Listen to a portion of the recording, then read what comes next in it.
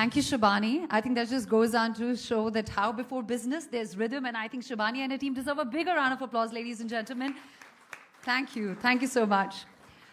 Very good afternoon, ladies and gentlemen. I'm Ritika Jhanti-Jagtiani, and what an honor it is to extend a very, very warm welcome to all of you to HSBC presents CNBC-TV18 SME Champion Awards 2025. This is an afternoon of celebrating resilience, impact, and innovation right from the heart of the enterprise ecosystem in the country, ladies and gentlemen. So let's get it kick-started with a big round of applause.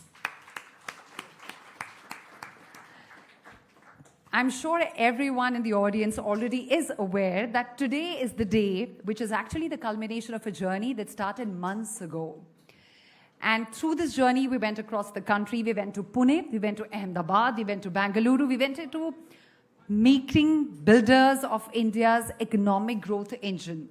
And today, as we meet here, it is time for all of us to celebrate and acknowledge small and medium enterprises who are transforming sectors from services to sustainability, to manufacturing and technology. Ladies and gentlemen, we have the Honorable Minister, Mr. Jyotiraditya Scindia in the house. Let's extend a very warm welcome to him.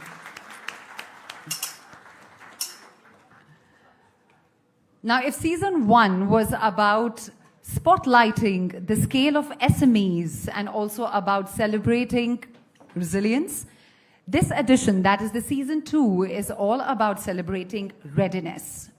That is the readiness globally, the global readiness, the ESG readiness, the digital readiness, and the readiness to lead and not follow. So ladies and gentlemen, once again, a big thank you to all of us for joining this evening. This makes it so very special for us. Without further ado, let's get it kick-started by inviting onto the dais to deliver the opening address with a warm round of applause, of course, the Managing Editor of CNBC-TV18, Shireen Bhan.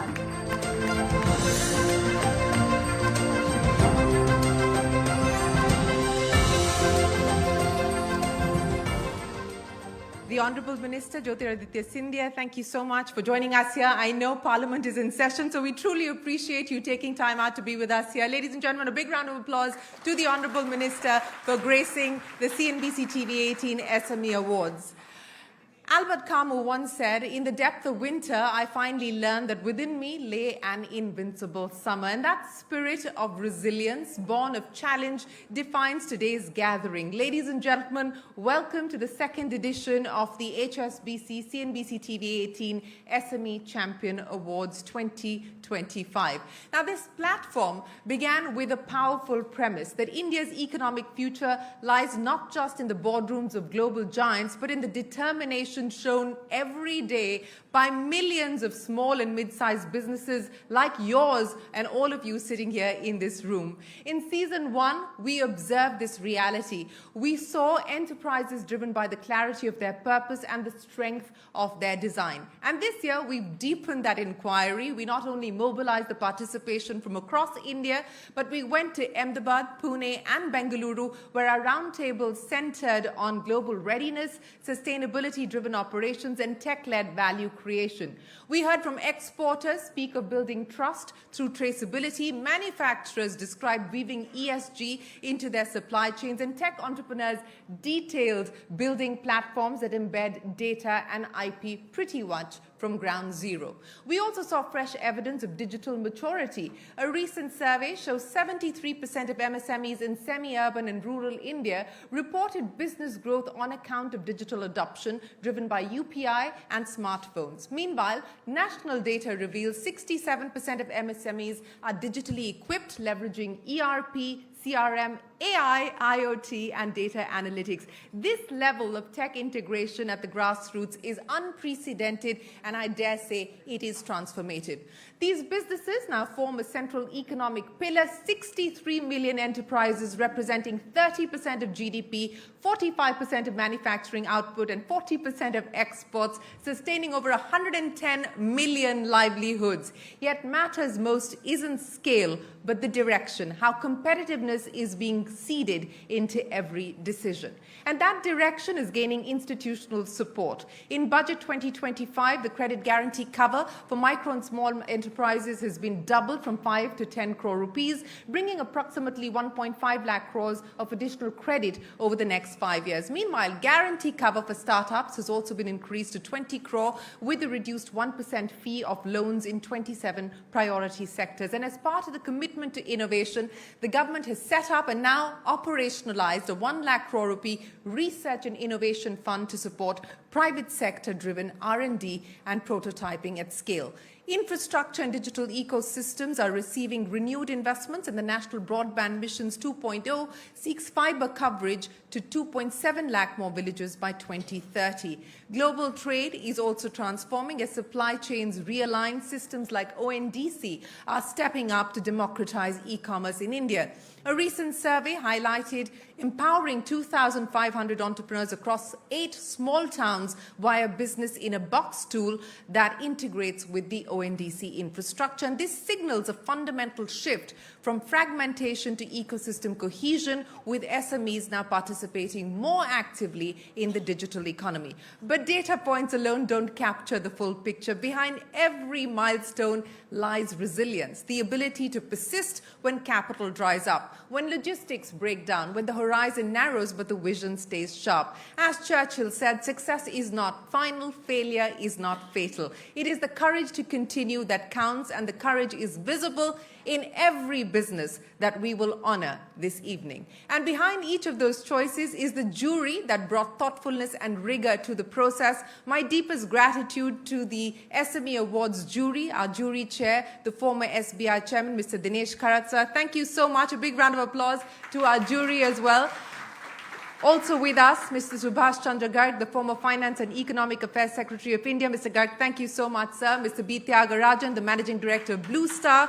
Mr. R. Dinesh, Executive Chairman of TVS. Mr. Shashank Srivastav, the member of the Executive Board at Maruti Suzuki. Mr. Chandrajit Banerjee, Director General at CII. Shubhrakant Panda, Managing Director at the IMFA. Shubhrakant, many thanks for being here this evening. Also the past President of FICCI. Nandita Sinha, the CEO of Myntra. Chandrakant Salunke, the Founder and President of SME Chamber of India. Manish Singhal, the Secretary General of ASSOCHAM, and Deepak Jain, the Chairman and Managing Director of Lumax. Ladies and gentlemen, a big round of applause to the SME Awards jury. Your expertise and judgment give this platform the credibility and depth, and thank you so much for lending your time to us. And finally, to our partner, HSBC India, thank you for believing in this platform and for bringing thought partnership to every step of its evolution. And to every nominee in this room, we celebrate, we acknowledge, we recognize the achievements and the many milestones that you have managed to clock. This is an evening for you. This is an evening about you. Ladies and gentlemen, welcome to the HSBC Presents CNBC-TV18 SME Champion Awards 2025. We now have the privilege of welcoming a leader who's engaged with enterprises across portfolios from aviation to commerce to regional development. His focus remains on delivering results that outlive the announcement and fostering growth that includes those at the margin. Our guest of honor this evening, Shri Jyotiraditya Scindia, the Honourable Minister for Communications and Development of the Northeastern region and the Telecom Minister. May we request you to join us up on stage. May I also request Ajay Sharma, the Managing Director and Head Banking at HSBC India, to join us on stage to felicitate the Honourable Minister.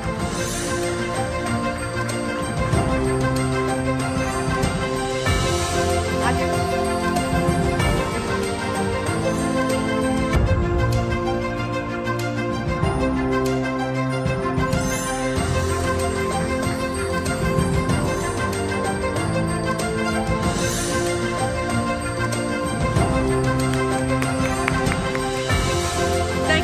Ajay, thanks so much for joining us this evening. It is now time to commence the SME Champion Awards 2025, a celebration of ambition, endurance, and excellence. Before we begin, a heartfelt note of appreciation to all our nominees, and may I now request our Honourable Minister to present the CNBC-TV18 SME Awards 2025. Pritika, can we have you back, please?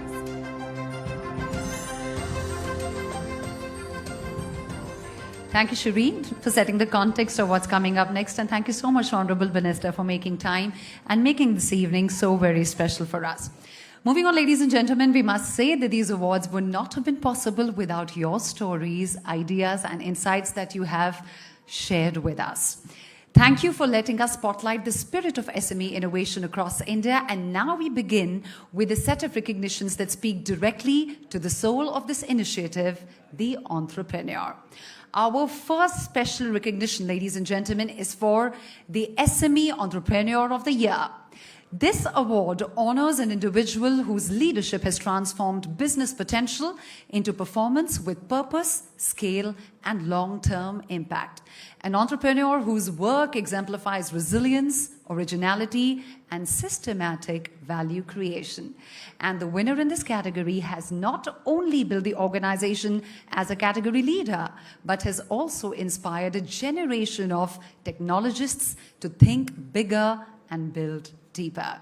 Ladies and gentlemen, please put your hands together for the SME Entrepreneur of the Year, Mr. Arvind Lakshmi Kumar, founder and CEO, Tonvo Imaging.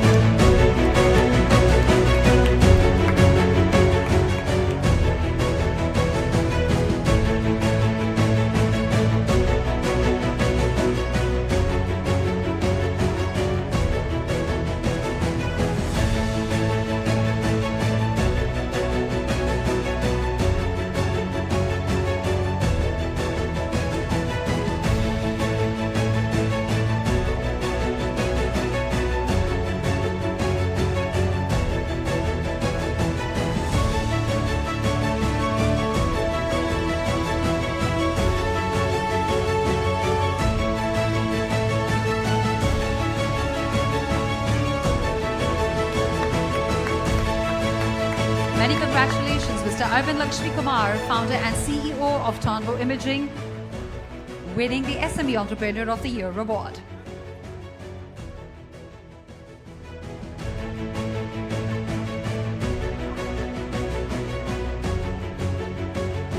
Moving on, our next special recognition today is the SME Woman Entrepreneur of the Year.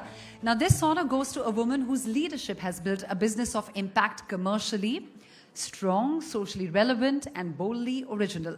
A founder who expands what it means to lead as a woman in enterprise today. Her work has brought millets back into everyday meals, making healthy eating both accessible and rooted in tradition. And the SME Woman Entrepreneur of the Year is Ms. Ruchika Bhuvalka of Urban Monk.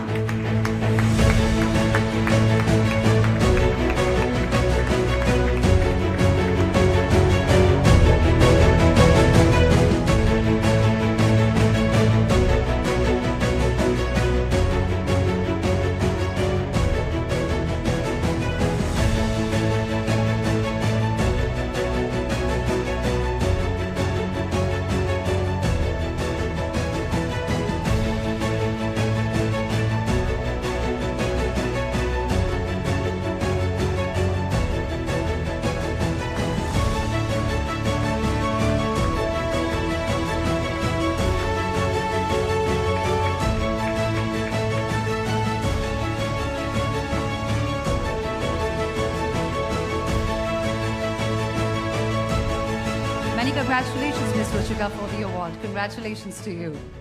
I request the Honorable Minister to please stay with us on stage, as I would now like to invite Mr. Dinesh Khara, former Chairman, State Bank of India, to please join us for the next set of honors.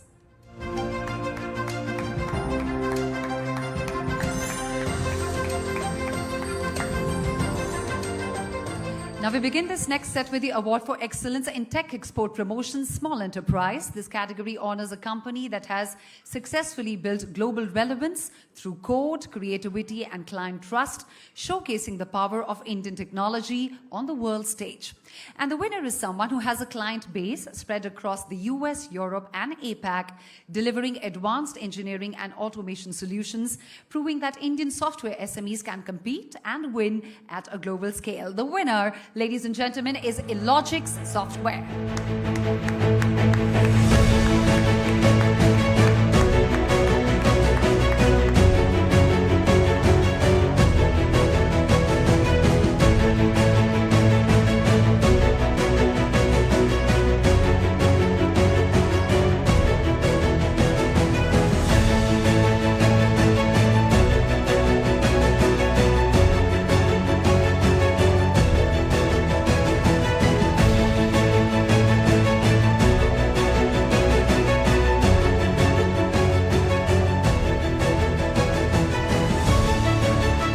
congratulations to the entire team at Illogic Software for the honors.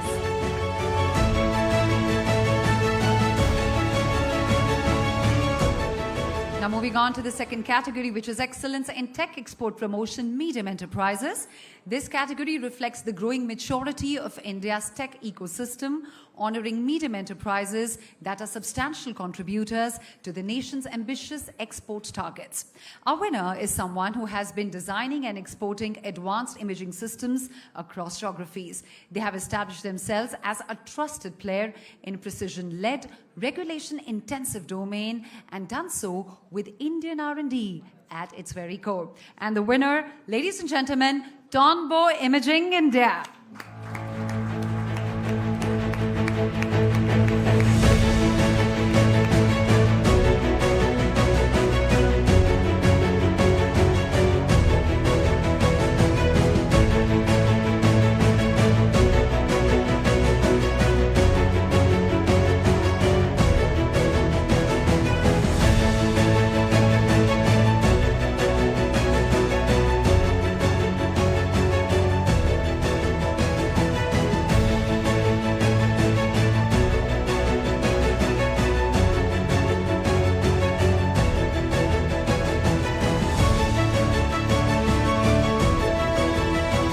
Congratulations to the team at Tonbo Imaging.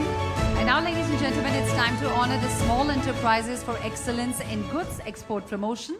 This is where we recognize the entrepreneurial drive of small enterprises converting local production into global demand, a hallmark of the strategic export growth. This organization's success in breaking into diverse international markets speaks to a well-executed strategy for niche product distribution and brand building. Their work in advanced wound care and surgical systems has helped establish Indian medical manufacturing in highly regulated global markets with scale, precision, and consistency. And the winner is Axio Biosolutions Private Limited.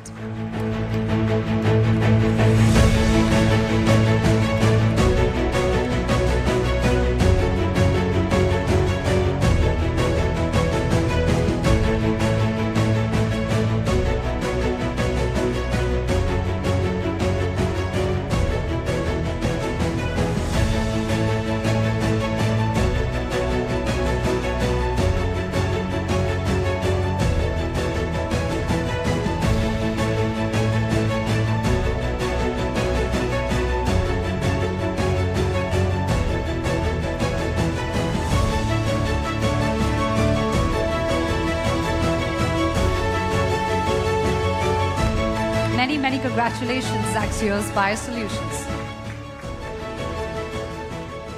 And now we present the award for Excellence in Goods Export Promotion Medium Enterprises. This is the category that highlights the backbone of India's industrial export sector, celebrating medium enterprises that are robustly contributing to national trade volumes and industrial growth. With strong export growth underscoring their operational efficiency and strategic importance within India's broader manufacturing export narrative, this organization's valve systems are part of mission-critical infrastructure projects across sectors. And that truly reflects the trust placed in Indian engineering by clients across the world. Please join me in welcoming and celebrating team Advance Valves Private Limited.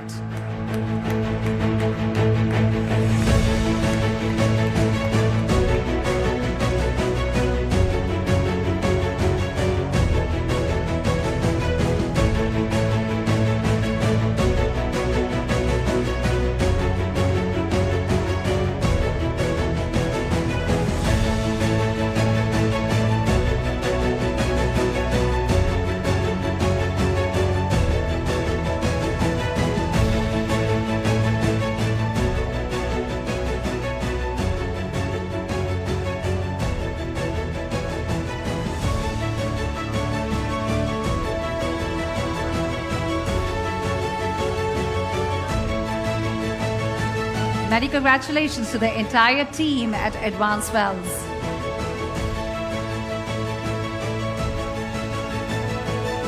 Thank you so much, Mr. Khara, for taking this forward. I request you to kindly take your seat. I would now like to invite Mr. Subhash Chandra Garg, former Finance and Economic Affairs Secretary of India and member of our esteemed jury, to join us on stage to present the next set of awards. Now, community isn't built with concrete and code alone, it's built with care. With the conviction that business doesn't stand apart from society, it stands within it. Our next set of honors recognize SMEs who've demonstrated extraordinary commitment to the communities they operate in as a core value. The next award is for Excellence in Community Engagement, Small Enterprise, recognizing SMEs that have embedded social responsibility into their core business, transforming lives at the grassroots. Now, this organization has pioneered inclusive sanitation and disability-focused services in underserved communities, proving that innovation and compassion can grow side by side. Their work combines digital monitoring with accountability, enabling better systems, safer environments, and more dignity for the frontline workers. Let us all put our hands together for We Voice Labs Private Limited.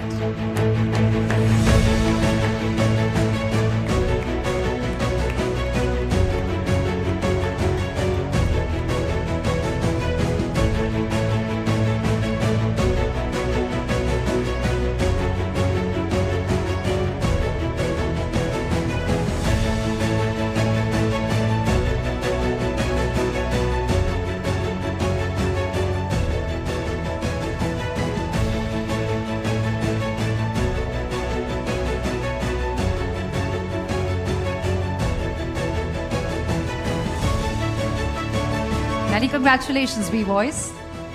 We now present the Award for Excellence in Community Engagement Medium Enterprise. This award honors organizations that are scaling impact by building community into every layer of their operations. From deploying AI-led diagnostic tools to enabling tech access in low-income communities, our winner has been transforming the inclusion landscape through innovation. With a focus on diagnostics and data-led public health solutions, their work reflects how India's technology SMEs can be agents of meaningful civic transformation. Let us all put our hands together for CS Tech AI.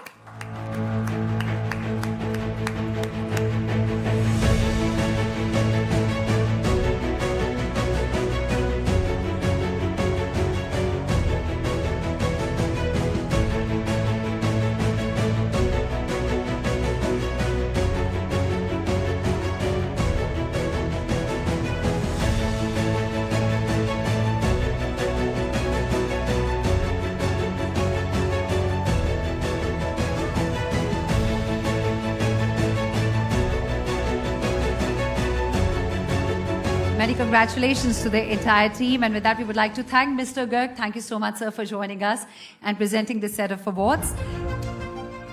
And now it's time for us to turn our attention towards sustainability, a core pillar of long-term enterprise value. And to take this forward, I would like to invite Mr. B. Tyagarajan, Managing Director of Blue Star, to please join us on stage.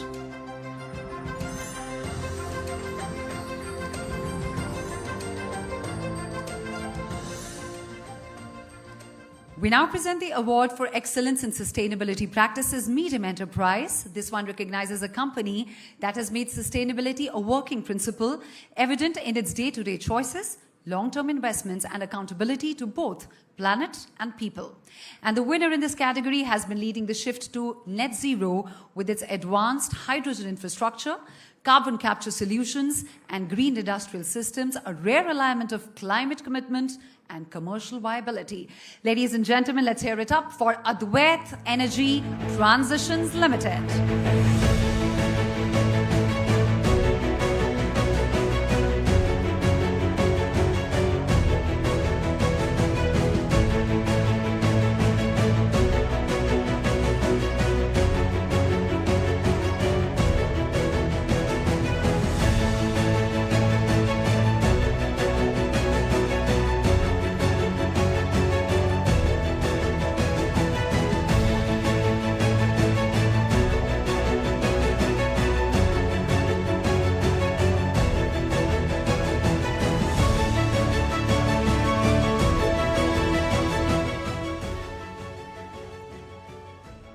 Many, many congratulations to you, ladies and gentlemen. Moving on, up next is a special mention now in this category of Excellence in Sustainability Practices, Medium Enterprises.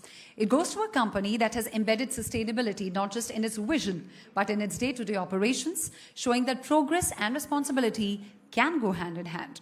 This winner has been transforming urban mobility at scale through digital ticketing, live tracking, and data-led operations, enabling greener commutes for millions and millions, delivering measurable impact across economy, society, and environment. Ladies and gentlemen, the winner is Chalo Mobility.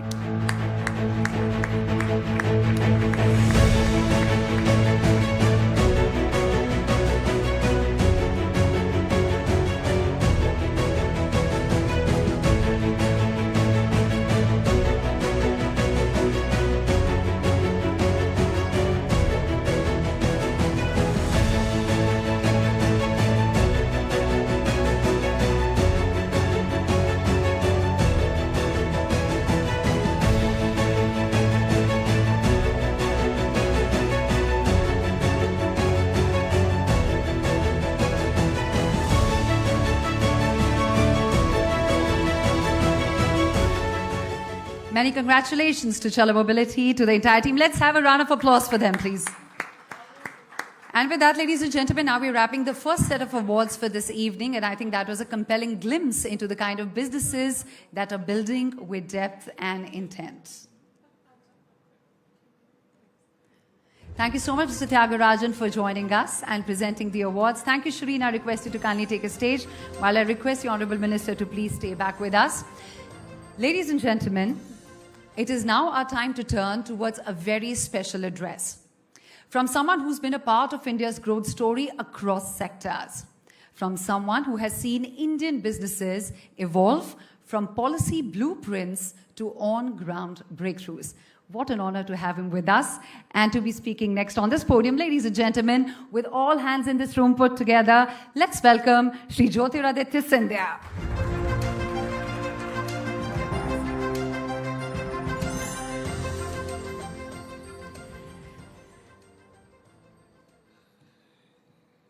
At this wonderful event that really symbolizes the chrysalis of India. My old friend and someone who always makes sure that we are on our toes, Shireen Bhan, Ajay Sharma ji, members of the jury, and most importantly, all the awardees of today's event, and the hundreds of people behind the success of today's award ceremony. It's indeed an honor and a pleasure for me to be at this event, an event that is symbolic of many, many firsts, not only for the budding entrepreneurs that have established themselves, but also for us as a country. Today is a day where we are not only felicitating, we are not only awarding, but we are celebrating the story of not only the success of the awardees today, but celebrating the success of the real builders of the modern, powerful, and passionate Bharat that we all represent on the world stage.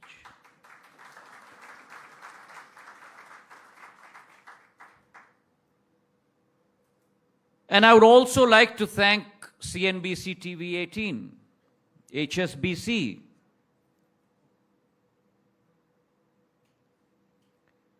because it is one story for the entrepreneurs of India, the builders of India, to do what they do best. But it also takes an equal amount of effort to be able to collate all those wonderful vignettes and those wonderful stories all together. Put together a powerful and a jury that comprises of individuals that give their time and effort in terms of being able to gauge the capacity of every single entrant. And then put together this wonderful event that allows people like me to understand, appreciate, and for me really to be able to idolize the stories of the awardees that we have presented today.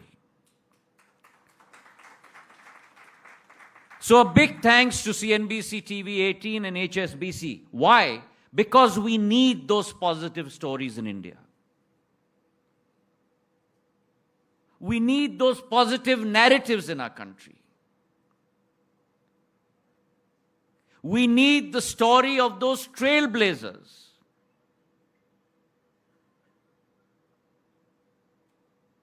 To quote a somewhat cliched term from Star Trek, where no man has gone before.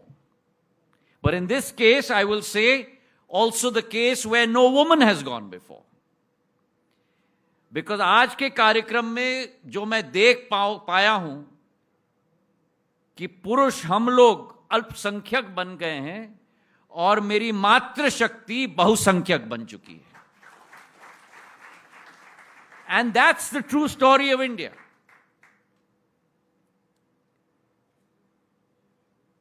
India's destiny is written.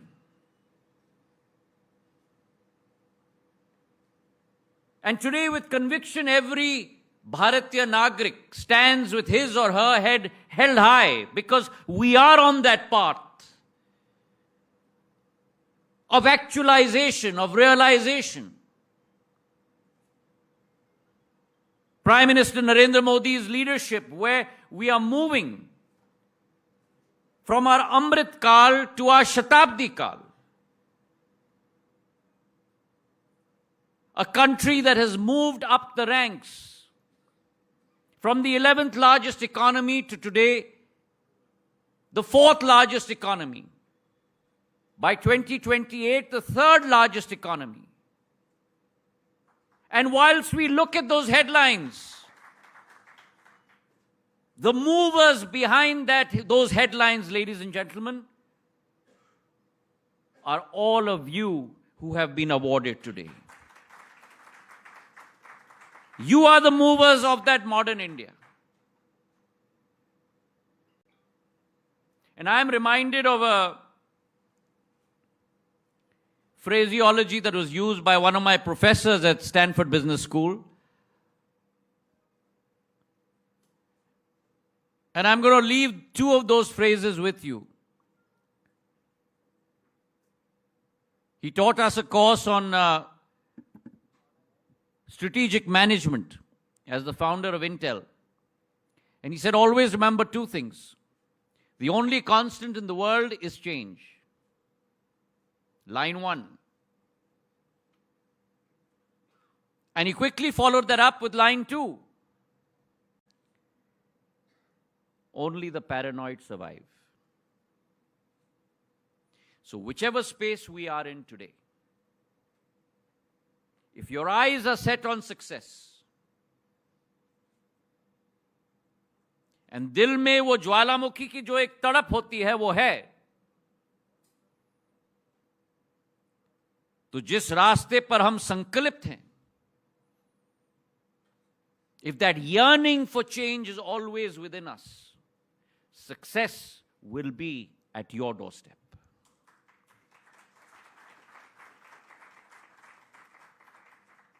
And today, those stories that I have heard on this stage today,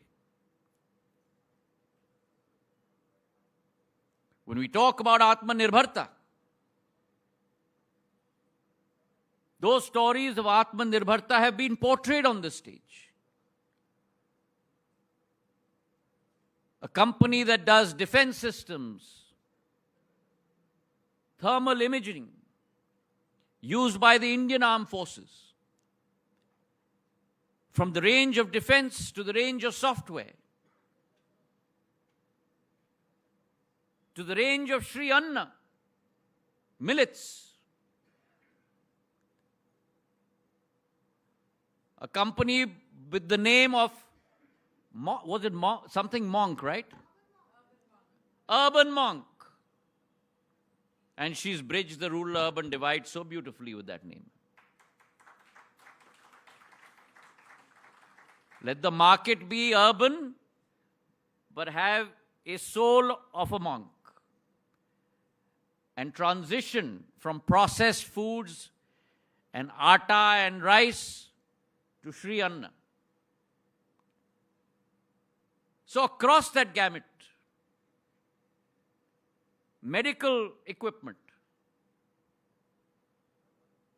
that will cryogenically freeze wounds of our armed forces. So India, ladies and gentlemen, I have said this time and time again. In the space of technology, there was an era when we followed the world. There was an era where we marched with the world. And there is an era now where through energy and entrepreneurism like we have seen today, we will lead the world in the area of technology.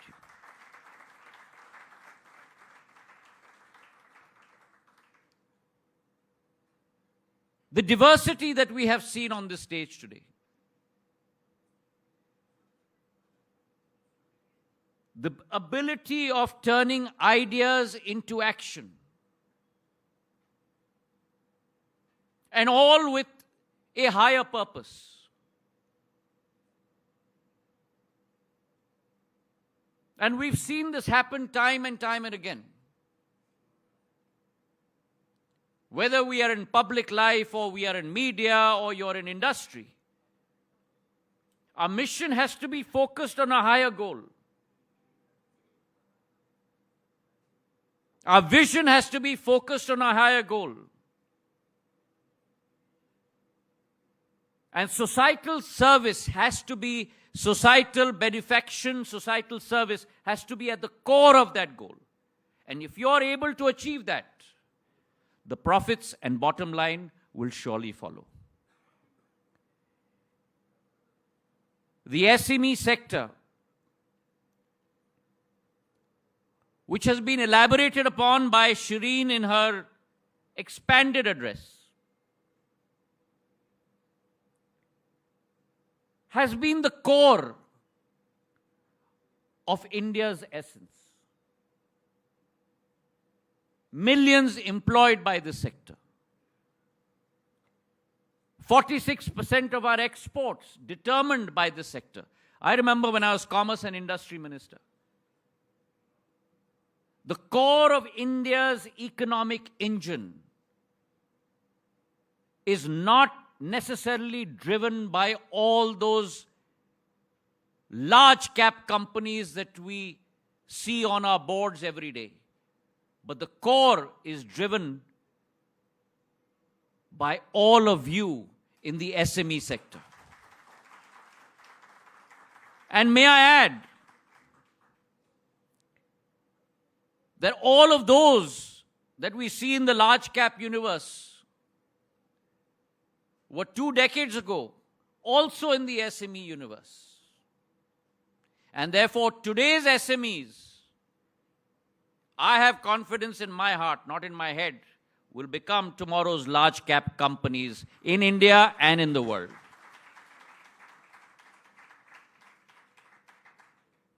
Today across the world, there's a fascination with unicorns. And there's quote unquote this notion, think big. But it is our SMEs that work assiduously with this conviction of start small, think smart, and scale fast. 6 words as opposed to 2. But the path to progress and the path to service is enshrined in your hearts. I've seen many examples in my own area of ideas that have blossomed into action. From blossoming into action, emerged as SME companies. A group of SHG women in rural Shivpuri that started out as a group of 100 women, collecting milk, processing it, and now looking at getting into branding their own product and selling it in the market. And from 100, 6 years ago, today that group has grown to over 10,000 women. And so is the case in my Northeast. When I was Civil Aviation Minister, I cogitated and all of us sat together, and the ministry came up with a new scheme called Krishi Udan. And in the belly of aircrafts, which would go normally empty, at a very subsidized cost, we decided to transport perishables. And I was amazed to see that in a period of 6 months, my king chilies from Nagaland, through my SMEs, were reaching Dubai. Okay, I didn't go far enough. My queen pineapples from Tripura were reaching the tables of people in Germany.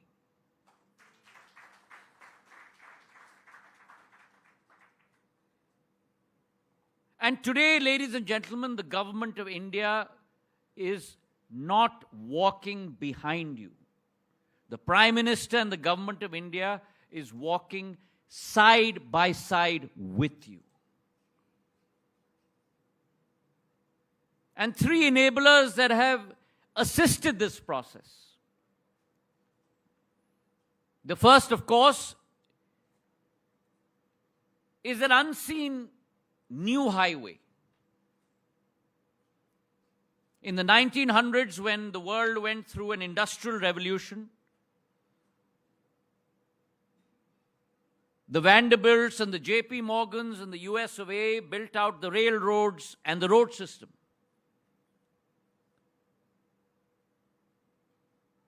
Today, that new highway is the digital highway. It is the unseen highway. But it is that highway that connects every single person. Forget about markets and countries, but every single person across the globe, 8 billion of us. And what does that do? The phone is no longer a receptacle for only exchange of emotions and voices. It today is an intermediary that connects every single person to the global market. And that allows people sitting in rural areas to be able to manufacture, brand, and process their products and sell it in the global marketplace. Which is the reason why you've seen a runaway success with our DPI. Our UPI system, with close to about 2.16 trillion transactions per year, equaling $3 trillion. 46% of today global digital transactions take place in Bharat Mata soil. that ability along with the opening up of our economy. 100% of FDI being opened across every sector. The Prime Minister has just signed the UK-India CETA, Comprehensive Economic Trade Agreement, which allows us unbridled access into that market. And therefore I say, with regard to technology, with regard to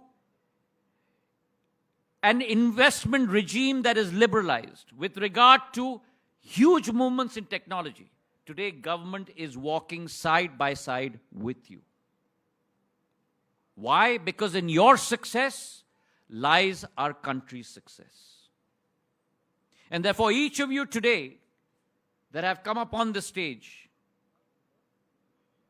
carry the flag of each one of your employees, or let me say, your family members. Each one of you carry the flag of your company. But let me urge you to think that each one of you not only carry the flag of your family members, your employees,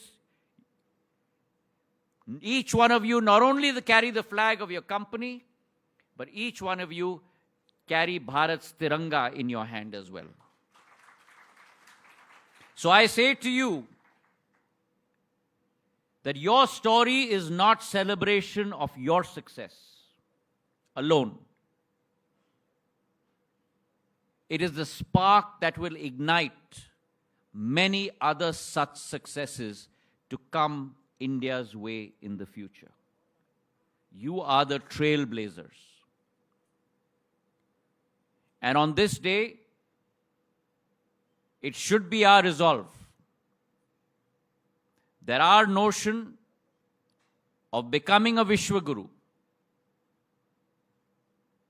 our notion of Vasudeva Kutumbakam, in our eyes is the growth of the world, is the safety of the world, the security of the world. Our ability to grow from local to global is an act that we must deliver on, not tomorrow, not the year after, but now. I wish you all the very best. Thank you very much for having me. Jai Hind, Jai Bharat.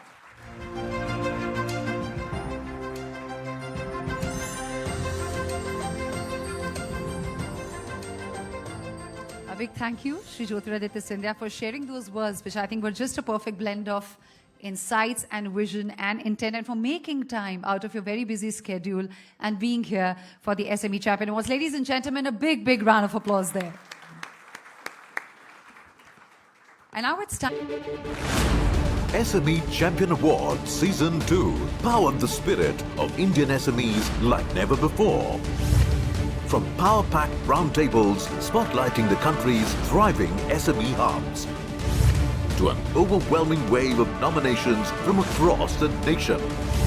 After a rigorous evaluation by a distinguished grand jury, we're now set to honor India's most promising SMEs at a grand awards night.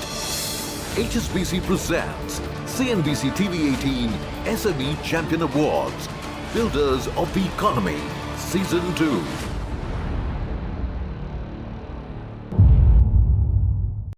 Presented by HSBC.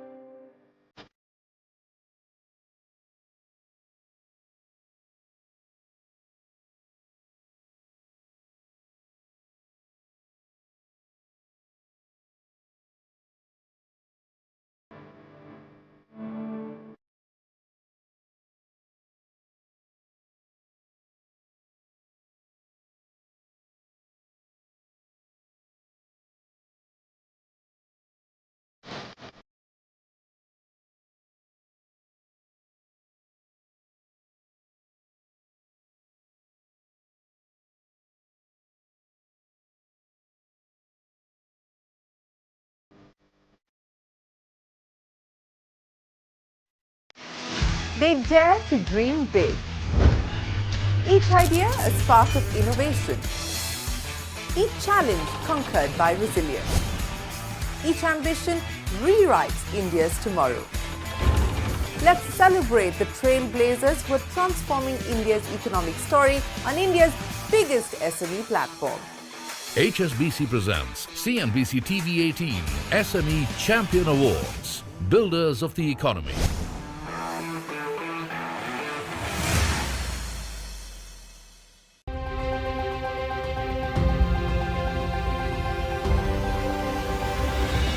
Well, SME have got a very important role to play as far as Indian economy is concerned. One, because it creates a significant employment. And secondly, when it comes to the India's exports, almost about 40% of exports are contributed by SME. So hence, it is very essential that we must recognize SMEs and their contribution for the Indian economy. Well, I think it is a huge patience and perseverance these entrepreneurs have demonstrated over the years, and they have ensured that they should be ahead of the curve when it comes to adoption of the newer practices are concerned.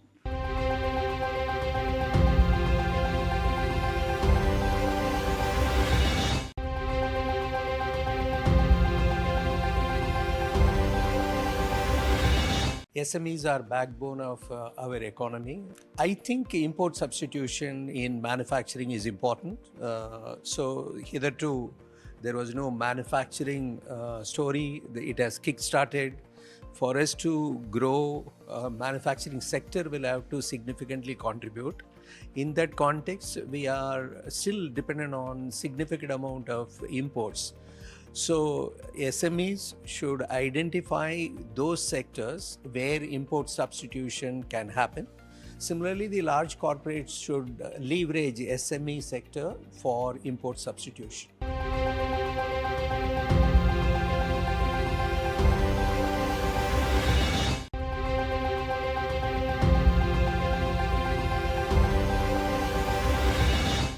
The small and the mid-sized companies are, and even the micro, if I can include that bracket, because that's the segment which is extremely critical when we talk about the future of employment and the future of jobs, because that's the segment which is going to really employ and enhance employment in the country. Number one. Number two, that's the segment which is going to really be important to see that the Indian large companies are successful.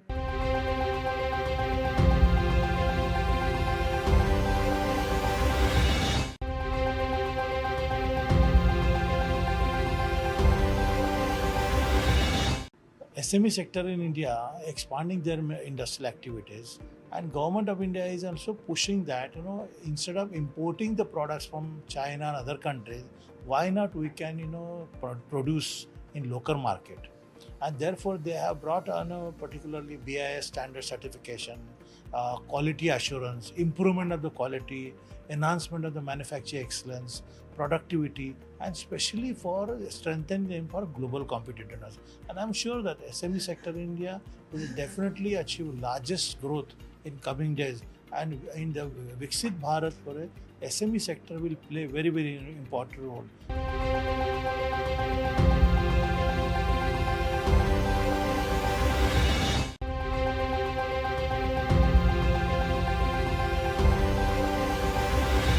With technology enablement coming in, I think the SMEs who are particularly into the manufacturing sector can actually leapfrog bounds not only to scale up India's requirement, but also to shine through basically doing the global. I was very, very happy to see a lot of SMEs challenging not just export markets, but key markets like US, key markets like Canada, Europe.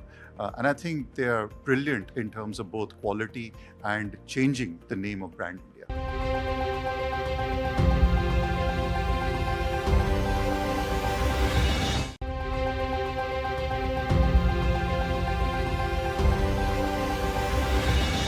To me, it's been an amazing day, to see the expanse of innovation and grassroots work a lot of our companies are doing.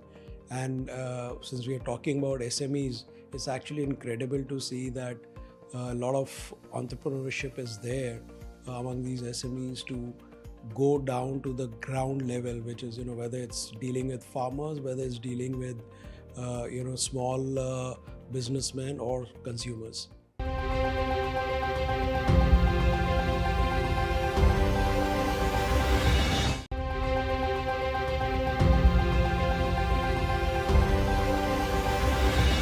I think it was seeing the wonderful success stories of the small and medium enterprises of India, which was not just fascinating but inspiring in itself. I think the companies which have come across here, and of course some of whom are going to be declared winners in different categories, are just the tip of the iceberg. But the fact that such entities are possible to be created in India and the entrepreneurship which has been shown is something which we were very much delighted to be part of.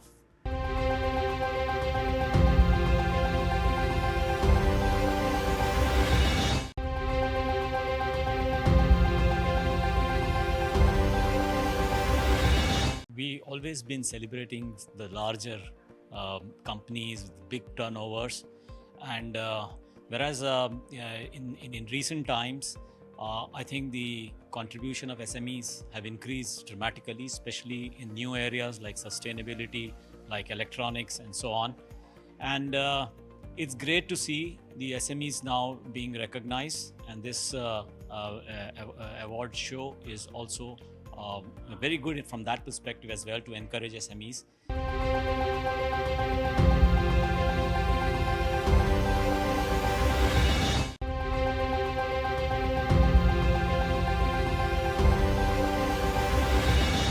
I think SMEs operate in a very tough space. They have a lot of challenges from the technology, credit, finance, manpower, skills.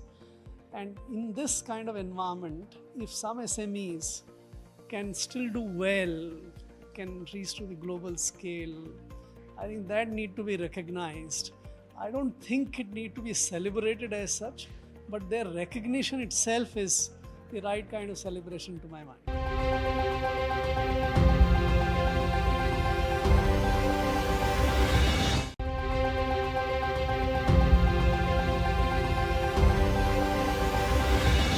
I think SME sector is the backbone of any economy. So is it with India.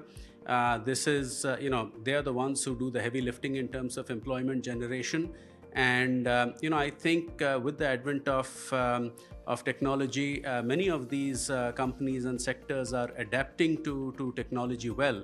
And those who do so, I think, will end up taking the lead in terms of being disruptive and bringing about positive change for their respective stakeholders.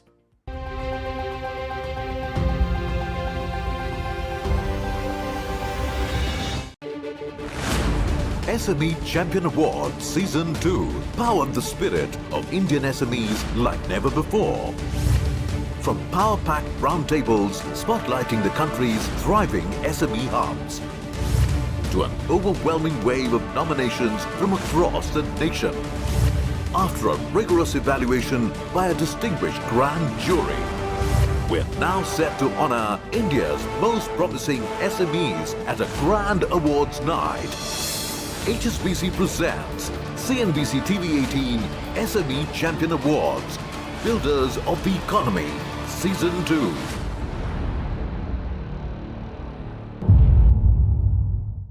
Presented by HSBC.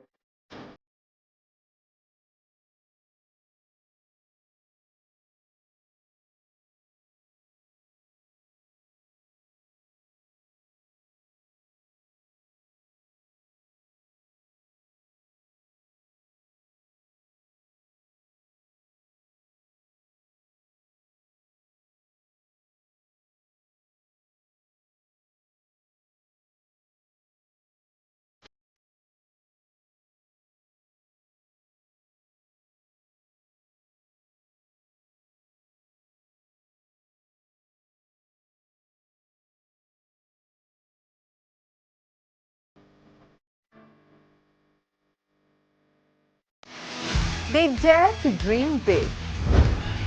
Each idea a spark of innovation. Each challenge conquered by resilience. Each ambition rewrites India's tomorrow. Let's celebrate the trailblazers who are transforming India's economic story on India's biggest SME platform. HSBC presents CNBC-TV18 SME Champion Awards, Builders of the Economy.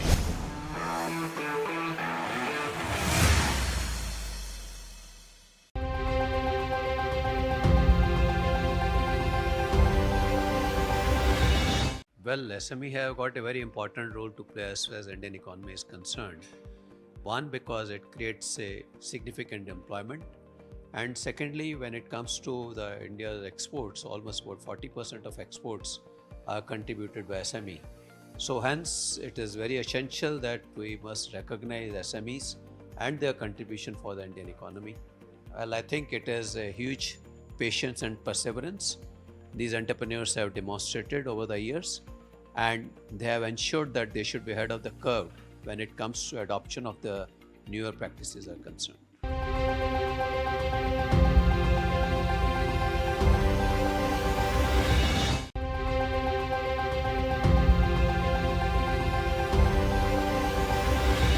SMEs are backbone of our economy. I think import substitution in manufacturing is important. So hitherto there was no manufacturing story. It has kick-started. For us to grow, manufacturing sector will have to significantly contribute.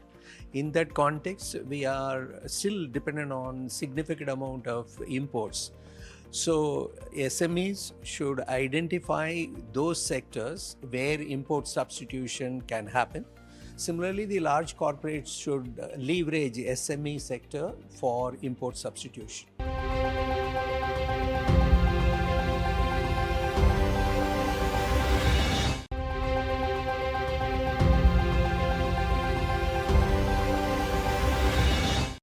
The small and the mid-sized companies are, and even the micro, if I can include that bracket, because that's the segment which is extremely critical when we talk about the future of employment and the future of jobs, because that's the segment which is going to really employ and enhance employment in the country. Number one. Number two, that's the segment which is going to really be important to see that the Indian large companies are successful.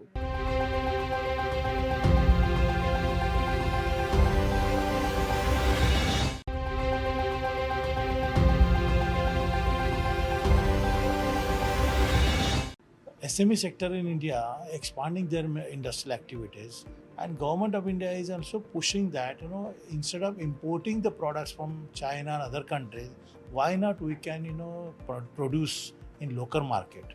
And therefore they have brought on particularly BIS standard certification, quality assurance, improvement of the quality, enhancement of the manufacturing excellence, productivity, and especially for strengthening them for global competitiveness. And I'm sure that SME sector in India will definitely achieve largest growth in coming days. And in the Viksit Bharat, for a SME sector will play very, very important role.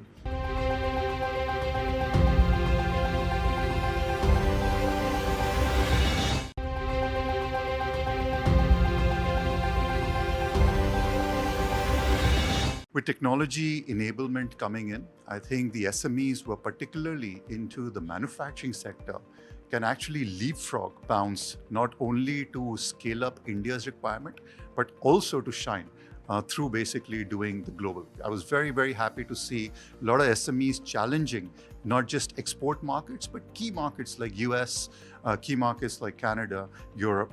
And I think they are brilliant in terms of both quality and changing the name of brand India.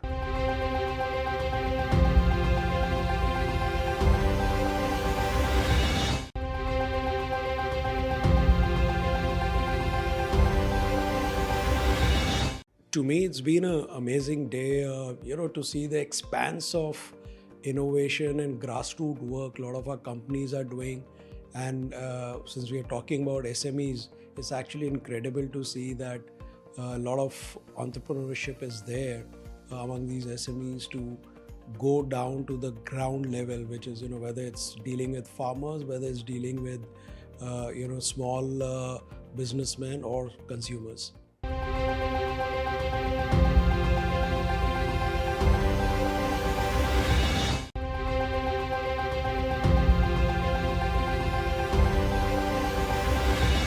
I think it was seeing the wonderful success stories of the small and medium enterprises of India, which was not just fascinating but inspiring in itself. I think the companies which have come across here, and of course some of whom are going to be declared winners in different categories, are just the tip of the iceberg. But the fact that such entities are possible to be created in India and the entrepreneurship which has been shown is something which we were very much delighted to be part of.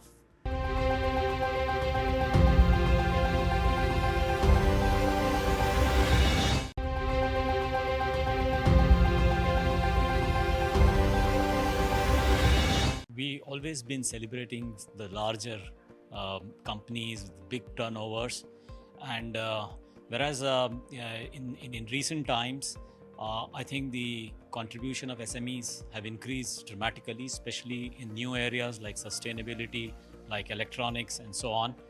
And it's great to see the SMEs now being recognized, and this award show is also very good from that perspective as well, to encourage SMEs.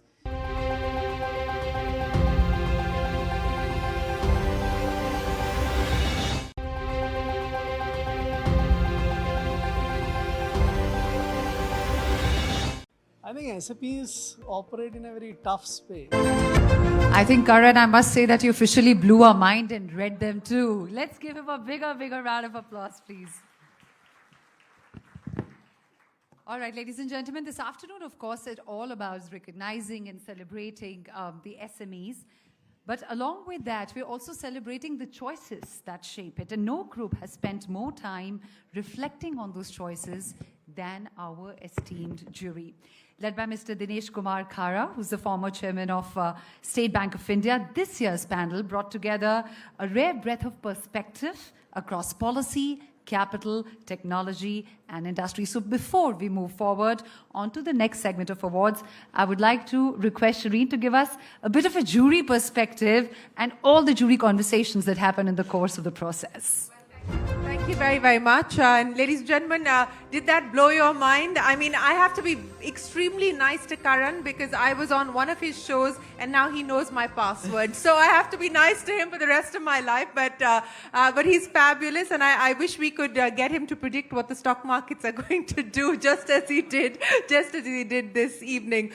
This is an opportunity for us. I can't do magic, but what we can do is tell stories, and we want to hear from you about your stories. We also want to hear from our jury on what they found most unique, special, and interesting about the choices that they had to make this time around. So let me start with you, Mr. Khara. First of all, again, thank you so much to each and every one of you. As the former chief of the State Bank of India, I know that you have looked at the potential of India's SME sector very, very closely. But as the chair of the jury, how hard was the decision for you? Thank you very much. It was not an easy job, particularly when we looked at the various contestants who were there in this select list, short list rather, I would say. But I must also mention that the kind of job which is being done by these SMEs, and more so the way they are leveraging the technology, I think it is quite encouraging to see the use of technology and the way they are scaling up.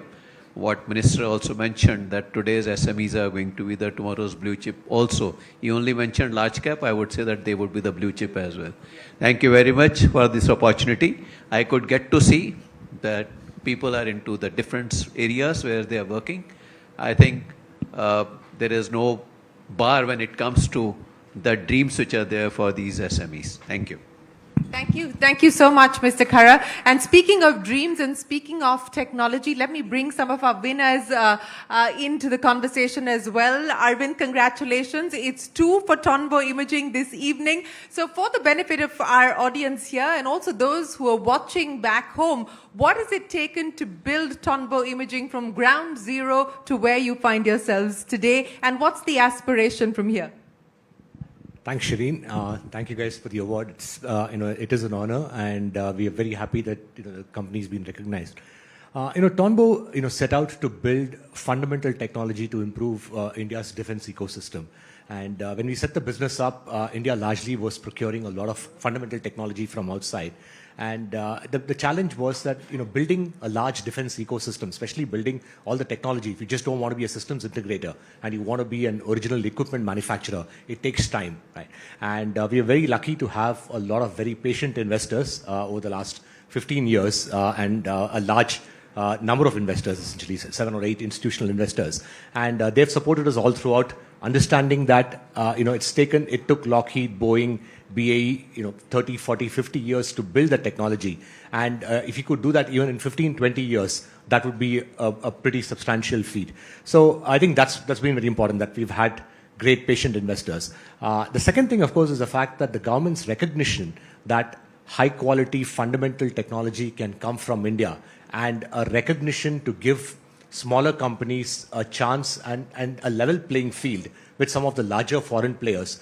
That's been very important, because I think without that playing field, or at least making sure that they have some incentives to support it, it's always a challenge. So I think that's been very important. So the government's been incredibly proactive. So we're very lucky that both of these culminated, having the capital and having the support of the customer. And of course, we had a stellar team. We were very lucky. I mean, we have about 350 people in Bangalore, and these are people who have stayed through the company through the ups and downs. It's not always been great. We've had our challenges, and they've stayed through the company, built it. So we're very lucky with that. So that's the reason. So as you said, it's been a journey, and there's many ups and downs along the course of that journey. What has been the magic? What has been the ingredient for resilience? So I think, for everything that you do, unless you have a result which essentially at least recognizes what you have done, you don't end up continuing to be resilient. We're very lucky that some of the technologies that we built and the products were appreciated by the customers, and we could sell them to customers. The fact that we started with the international market largely as an export-oriented company selling to global defense markets, and the fact that the products were recognized by NATO, we sell to the IDF, we sell to the Mossad, and we sell to the Navy SEALs. The recognition from really established technology buyers, that gives you enough conviction. So that tells you that you're on the right path. So even if your own market takes a little longer because it takes time, because it's always got, everybody wants to be risk averse initially, but then even though it took time, the fact that you're recognized. Selling outside of India than selling in India? So I think initially, yes, right? And largely it was easier selling outside because, one of the things is that in India, like in many other places, you don't get fired for buying IBM. So, if you go buy from a small company, which we were at the time, a lot of questions would be asked, is the product reliable? Do you know it works? It doesn't work. In the case of NATO and a lot of the foreign buyers, they went right for the fundamental technology. They're willing to, take a punt on a smaller company. And I think that made it easier.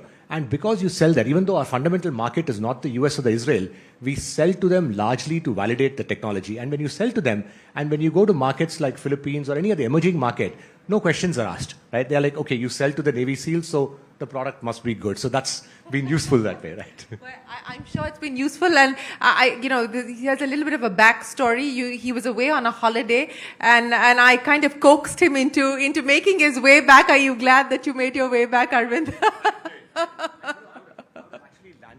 I would have actually landed up in African safari clothes out here, and I had to go buy these clothes to come out here. So.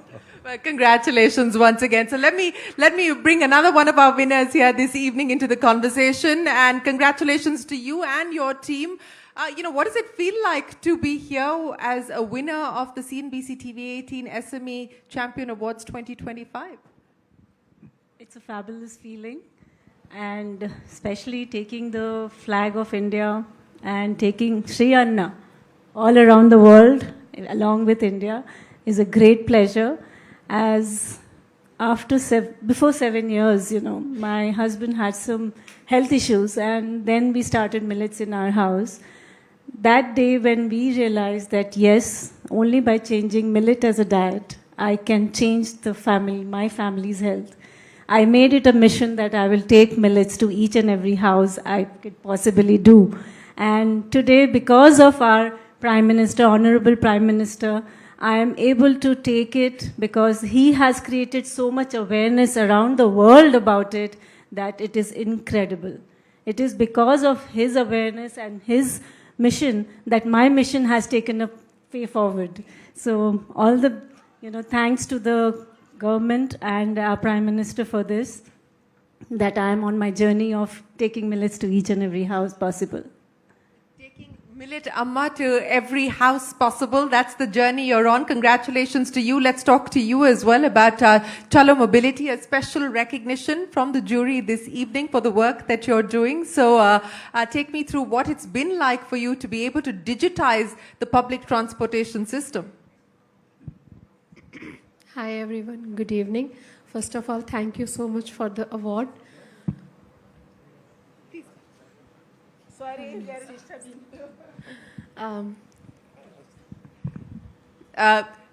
Ladies and gentlemen, please do join us in welcoming the Honorable Minister of State for Small and Medium Enterprises, Mrs. Shobna Karanje. Thank you so much, ma'am, for joining us here this evening. We were just speaking to one of our winners. She's, of course, runs a company called Chalo Mobility. So I'm just going to get her to tell us what it took to build that, and then we'll join you, ma'am, in just a second. Yeah. Thank you. We built a company called carwale.com. And while building Carwale was about to help consumers buy and sell their cars. But while building Carwale, we realized that cars are not the answers for the country like India, and we started thinking what is next. And though we love wheels, and we decided to do it for public transport. And when we think about public transport, we have solved intercity, we have solved international by, tracking your aeroplane, to timing, to booking tickets. But when you think about the bus, like if you go out from this hotel, you don't know where your bus is, and nobody is taking the bus. All of us who are sitting here, we are not traveling by bus. So we thought that we are going to solve this problem. So we tell people where exactly their bus is. And when you get inside the bus अकेली industry है जिसमें छुट्टे चलते हैं. So what we are doing is we thought that we are going to be transforming the digitization inside the bus so that people who are taking the bus, they exactly know where their bus is. And then when they get inside the bus, they need to get all kinds of digital ticketing modes, wherein right from NCMC to closed loop to open loop to UPI transactions be on ONDC, because the world is changing and everybody needs everything on mobile. So we have put everything on mobile, so you don't have to carry the change. We work in around 68 cities in India. We live track around 30,000 buses, including bigger cities like Bombay. The entire Chalo platform is there. So this is how it is. And recognition for sustainability is what makes me happy. I did my master's in social work, and I joined Chalo as one of the co-founder very late. I wrote the first check, but I joined Chalo very late, and one of the board member convinced me that it is more impactful business. And I was telling him it is a tech business, and I want to go back to the social work. And today when I get this award, I think I'm very emotional to get this sustainability award. My team will be very happy because they stick together. Bus industry is not easy to solve, and the people who do it are all my heart. So thank you so much for this. Thanks. Thank you very much, and congratulations to you and your team. And, as we said, we're trying to recognize entrepreneurs who are solving hard problems. They're solving problems that matter to India and to matter to India's people. I wish it was around when we were growing up and going to college. It would have helped us to know where the U specials were and what time we would be able to get them. But without further ado, once again, ladies and gentlemen, join me in welcoming the Minister of State for SMEs. Ma'am, thank you so much for joining us here this evening. Kritika, over to you.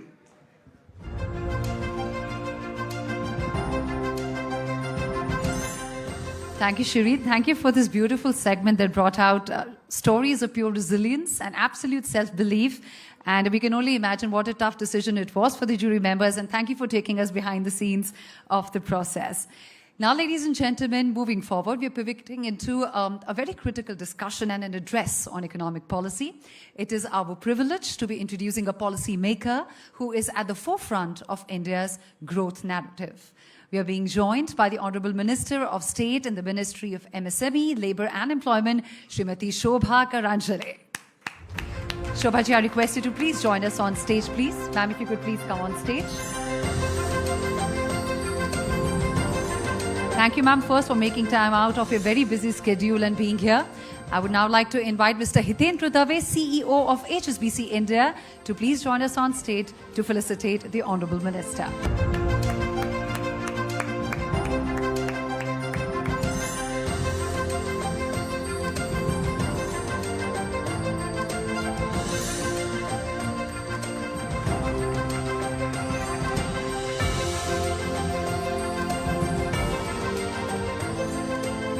Thank you, Mr. Dave. Thank you for doing the honors. I request you to kindly take your seat.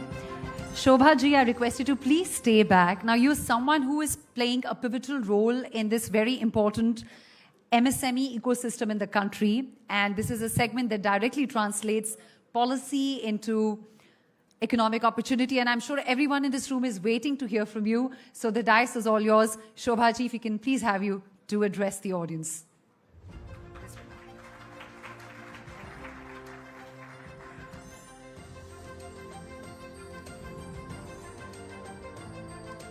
Good afternoon to everyone.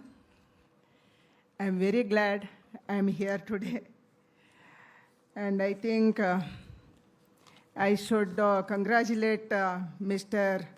Sharan Bhan, Managing Editor, and also the HSBC who is cooperating with the CNBC-18.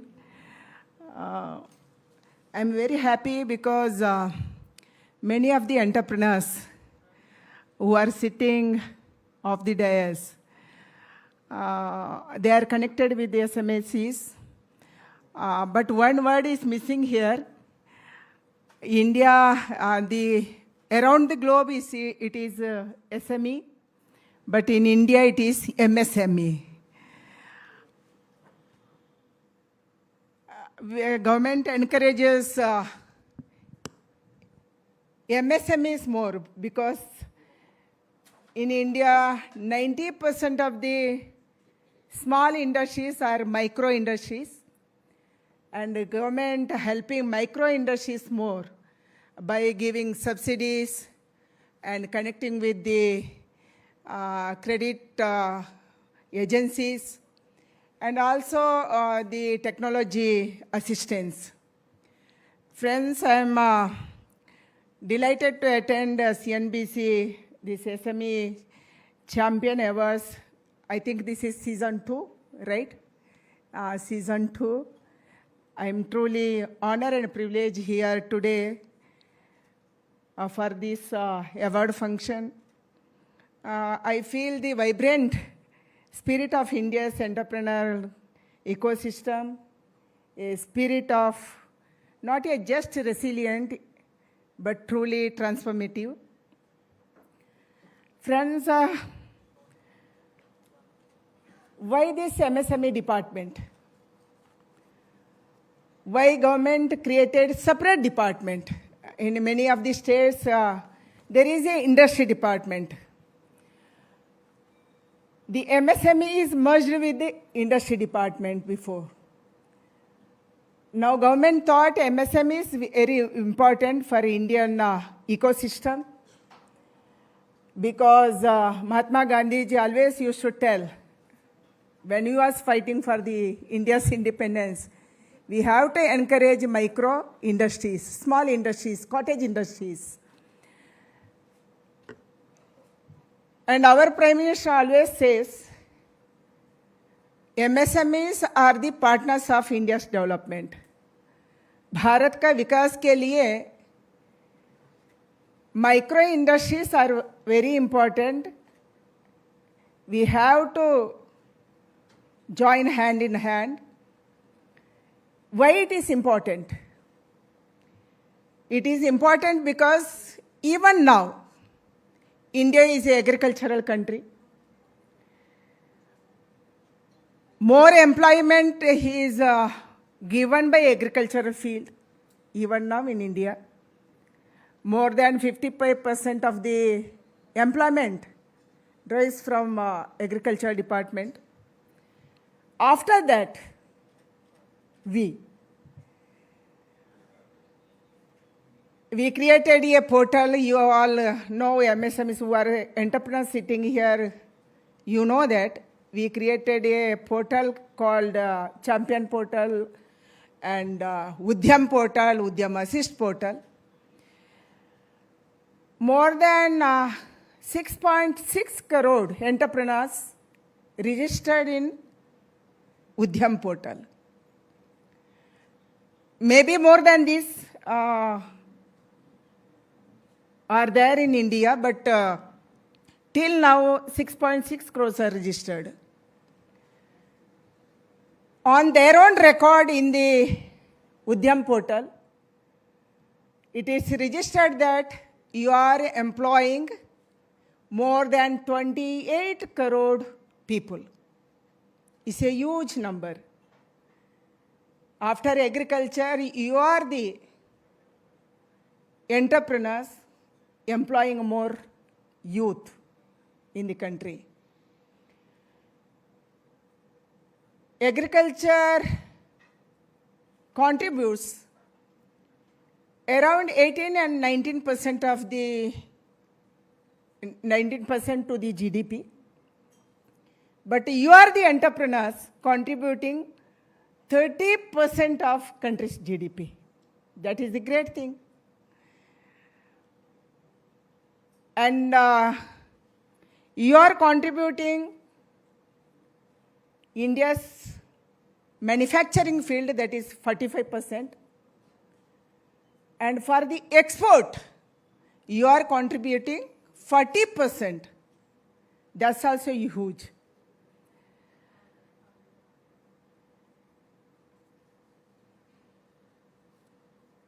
That's why MSMEs are very important in India and India's business and India's growth and India's employment.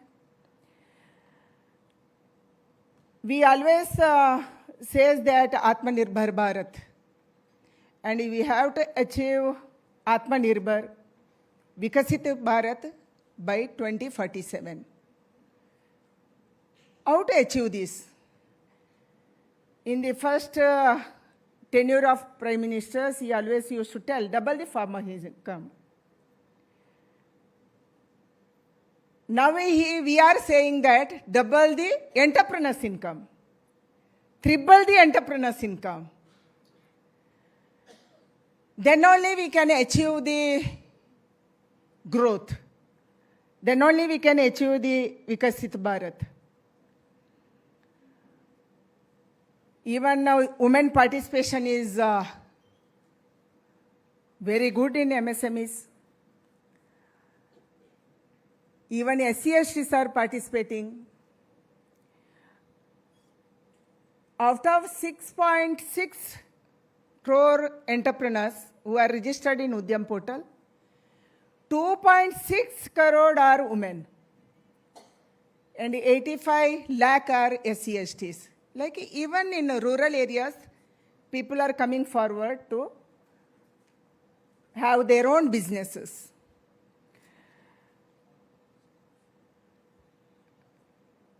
आपके लिए हम क्या कर सकते हैं? What we can do, what government can do for you. MSME is asking 4 things. One is financial assistance, वित्तीय सहायता. अलग अलग योजना में हम वित्तीय सहायता दे रहे हैं. You know about PMEGP, प्रधानमंत्री employment generation scheme. You know about Mudra scheme. Like that, many schemes are running to help you out.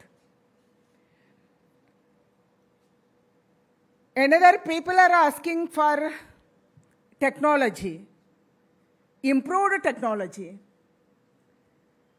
हमारे पास बहुत पुराने टेक्नोलॉजी है. Even I visit many places all over the country. Food processing हो, manufacturing, अलग अलग sector हो. पुराना technology के साथ हमारे गांव का लोग कौन उधर बिजनेस कर रहे हैं वो कर रहे हैं. इसीलिए नया टेक्नोलॉजी को अपनाना. You have to bring international knowledge also to upgrade our technology. Government is giving technological support to MSMEs. You are sending to many countries to study the technology. What best is available in the world in particular field, in particular क्षेत्र में क्या मिल रहा है. Third one is the world is asking, the entrepreneurs are asking skilled laborers. हमारे देश में laborers का कमियां नहीं है. You are the youngest country in the world. We are getting laborers. We are exporting laborers. We are sending to many countries. But world is asking for skilled laborers. हम skilled labourers को तैयार कर सकते हैं क्या? Labourers तो है. When you are sitting with bilateral meetings with other countries, even in G20, BRICS countries, no other time, even other countries are asking, you skill your laborers, you reskill your laborers, you upskill your laborers. Then only it is helpful to us. And we can give more salary, more facilities. Even Indian entrepreneurs are lagging behind with this. They are not getting such skilled laborers. That's why government is skilling the people in different departments for different technologies. And we are assisting them. Fourth one is marketing. What we are lagging behind is marketing. हम domestic market को depend किया तो कितना हम growth कर सकते हैं, growth हो सकता है.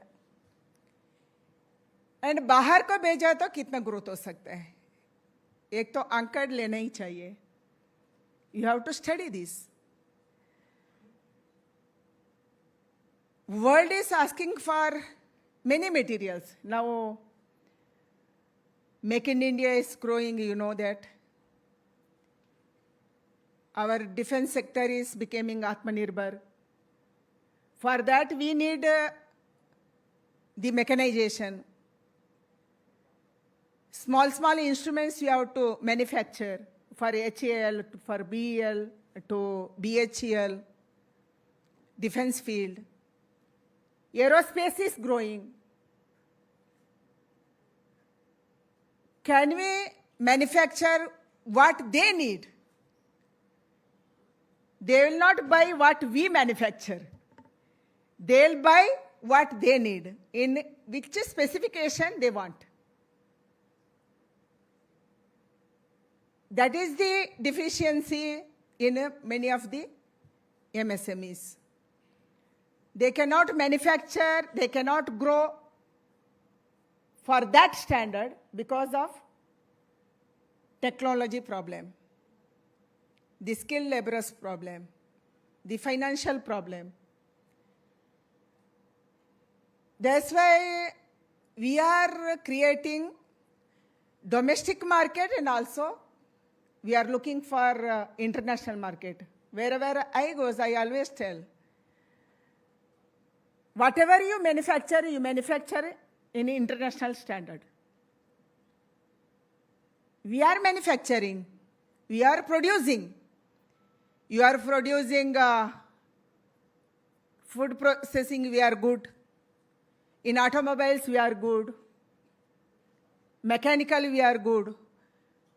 But can we export our items to other countries? Can it possible?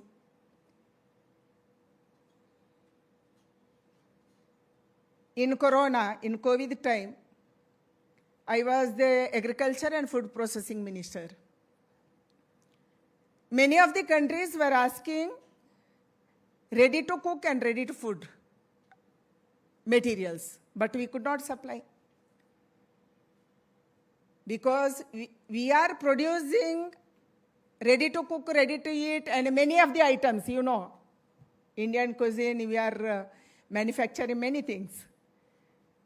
But can we meet the international standard? Can we pass in the international testing? For that, we have to think now. That's why I think we have to upgrade ourselves to meet the international demand. That's why government is supporting such MSMEs to reach out to meet out the international demands. Friends, to help to upgrade MSMEs, government also taken one policy, you know that. You must have registered in GEM portal.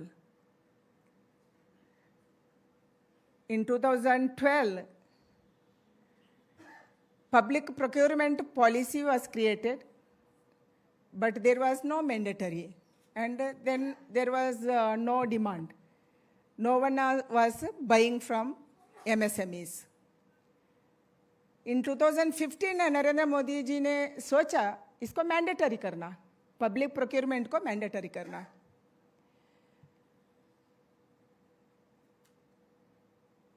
%0 से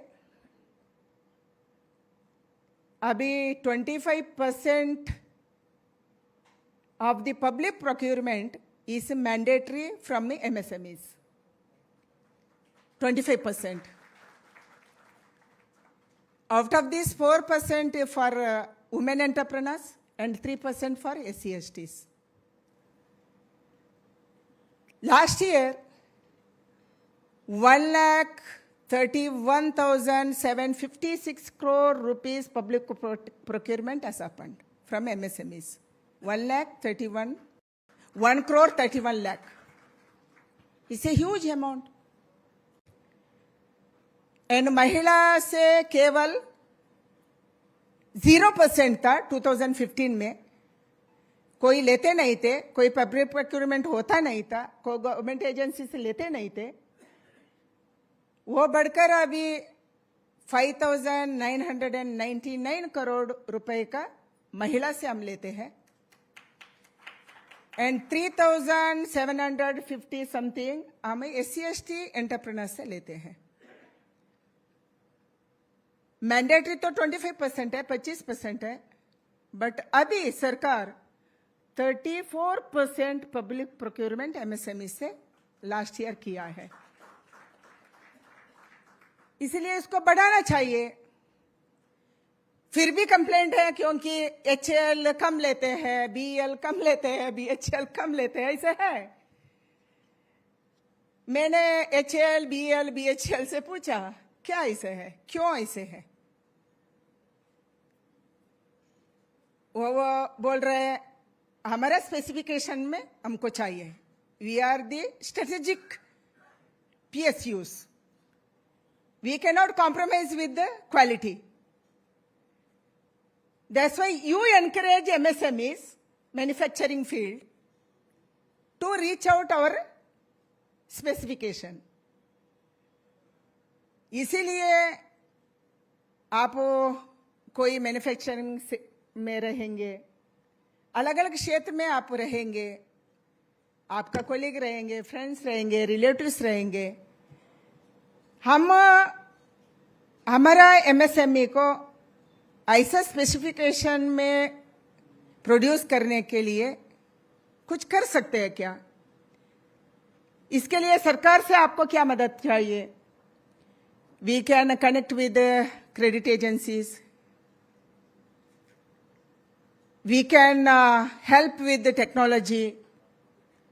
We can help with the skilling, reskilling, upskilling. Can we develop our MSMEs to reach out to meet out the demand from HAL, BHL, BEL, from defense, from aerospace? It's a growing field now. इसलिए आपको मैं विनंती कर रही हूं, उधर तक हम पहुंचना है. भारत को 2047 में विकसित भारत कैसे बनाना? एक सरकार से नहीं, एक व्यक्ति से भी नहीं. हम सब मिलके, एक एक व्यक्ति मिलके, एक एक एंटरप्रेन्योर मिलके, एक एक किसान मिलके, हम साथ मिलके आगे बढ़ना. आपका इनकम बढ़ा तो आप एम्प्लॉयमेंट देते हैं, उसको अच्छा सुविधा देते हैं, केवल एम्प्लॉयमेंट नहीं, अच्छा सैलरी देते हैं, अच्छा सुविधा देते हैं. आप खुद डेवलप होते हैं, देश का इनकम बढ़ता है. हर एक व्यक्ति आगे बढ़ने से देश आगे बढ़ेंगे. इसलिए प्राइम मिनिस्टर ऑलवेज सेज, एक चेन में एक उसका क्या लिंक वीक हुआ तो भी वो चेन स्ट्रांग नहीं, वो चेन वीक ही रहेगा. एक स्टेट, एक क्षेत्र वीक तो भी वो चेन वीक ही रहेगा, देश वीक ही रहेगा. हर स्टेट एक साथ, हर क्षेत्र एक साथ हम आगे बढ़ना है. इसके लिए हम सोचना है हमारे देश में क्या कमियां हैं.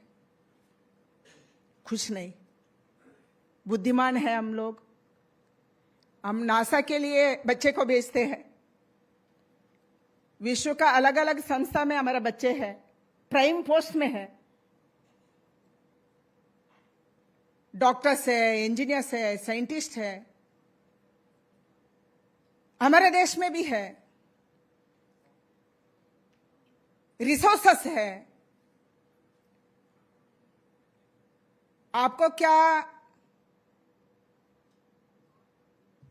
रिसोर्सेस चाहिए?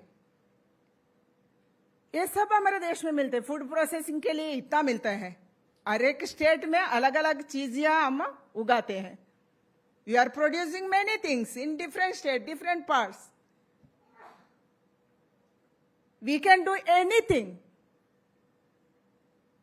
बट हम बड़ा सोचना चाहिए. अभी आप कोई 10 करोड़ का एंटरप्रेन्योर है तो एक साल में हम 20 करोड़ करना, अगले 5 साल में हम 100 तक पहुंचना. ऐसा एक लक्ष्य रखकर उसके लिए हम काम करना चाहिए. ऐसे लोगों को हम लेना चाहिए, ऐसे टेक्नोलॉजी को अपनाना चाहिए, ऐसा मार्केट को हम वर्ल्ड में ढूंढना चाहिए. इसके लिए सरकार क्या मदद कर सकते हैं? जरूर हम करेंगे. हर बार प्रधानमंत्री जी वही बोलते हैं, MSME एक बड़ा डिपार्टमेंट है, अच्छा डिपार्टमेंट है, देश में आगे बढ़ाने के लिए प्राइम डिपार्टमेंट है. इसीलिए जरूर हम सब मिलके आगे बढ़ना. आपको हमारा डिपार्टमेंट से क्या मदद चाहिए? हमारे डिपार्टमेंट फाइनेंस क्रेडिट संस्था से हम जुड़ते हैं एंड कई लोगों को हम सब्सिडी भी देते हैं। मुद्रा में 31 लाख करोड़ पैसा हम बांट दिया, हमारा क्रेडिट संस्था में बैंक ने दिया। इतना पैसा को हम इस्तेमाल करके हम आगे बढ़ने के लिए कैसे सोचेंगे? केवल इंडियन मार्केट नहीं, इंडिया भी बहुत बड़ा मार्केट है, हमारा पॉपुलेशन बहुत बड़ा है, बड़ा मार्केट है, बट वर्ल्ड का मार्केट पहुंचाने के लिए हम कैसे करेंगे? कई देश है कुछ उगाते ही नहीं है, उधर हम फूड प्रोसेसिंग को बेच सकते हैं क्या? मिडिल ईस्ट है, कुछ उगाते नहीं है। कोविड में वही लोग पूछे हमको फूड भेजिए, कैसे भेजना? भेजा तो ताजा भेजा, मगर वो क्या चाहते थे वो नहीं भेजा हम। ऐसे अलग अलग देश में, संस्थाओं में हमारा काम को आगे बढ़ाने के लिए जरूर हम सोचना चाहिए। कौन कौन एंटरप्रेन्योर्स इधर बैठे हैं, आप उद्यम पोर्टल में नहीं है तो जरूर जोड़िए।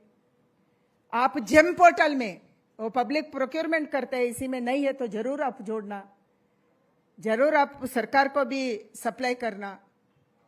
हमारा सरकार उद्योग बढ़ाने के लिए सोचते हैं, उद्यमियों को बढ़ाने के लिए सोचते हैं, इनकम को बढ़ाने के लिए सोचते हैं। पिछले 10 साल में, in last 10 years, we created 17.1 crore employment in the country. कई लोग पूछते हैं किधर है employment?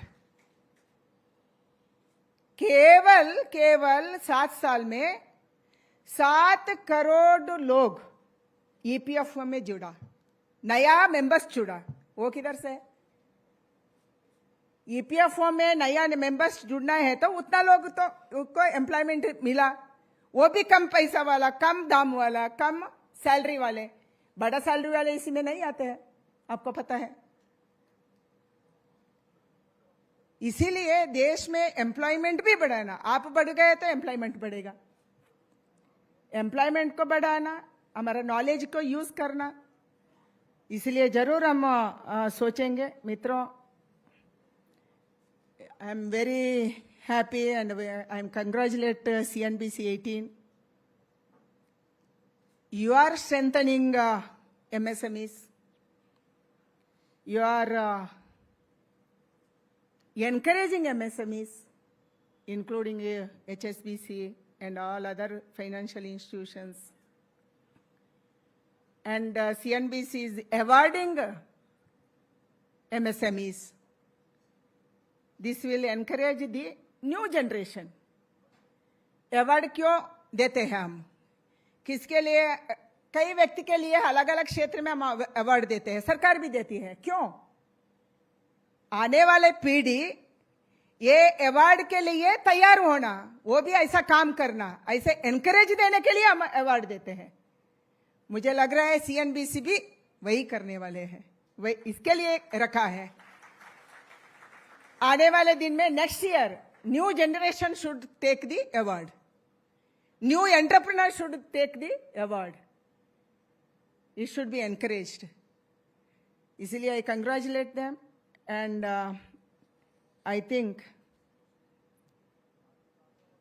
this CNBC-18 Champion Award will encourage the new startups, new young entrepreneurs who are coming to the field, who are joining to the field just now. And I congratulate the award winners also. You really achieved. You are the achievers, and I think your achievement are testament to your hard work, vision, and innovation. That's why you got the awards. You are the guiding force for the new entrepreneurs, young generation. Through CNBC-TV18, it should spread to all over the country and all over the world. And more young generation who are looking for the jobs, who are looking for the salary job. They should feel that I can do this. I can be an entrepreneur. I can give jobs to 10 people, 20 people, 30 people, 100 people. It should be encouraged. And I think our government recognizes you, deeply values you, and your immense contribution to our MSME. And our policies are designed to empower you and simplify the processes to enhance the access to credit, technology and markets, and ensure our government always with you, always support you to reach the goals, to reach the Atmanirbhar Bharat, to reach Vikasit Bharat by 2047. हम सब मिलके भारत को विकसित भारत बनाएंगे, विश्व का number 1 country हम सब मिलके बनाएंगे. ऐसा बुद्धि शक्ति, ऐसा नॉलेज, ऐसा इंफ्रास्ट्रक्चर, ऐसा सब हमारे पास है. हम इसको इस्तेमाल करना, यूज करना एंड आगे बढ़ना, ऐसे मैं मानती हूँ. And I think we'll support to scale your new heights and achieve your goal.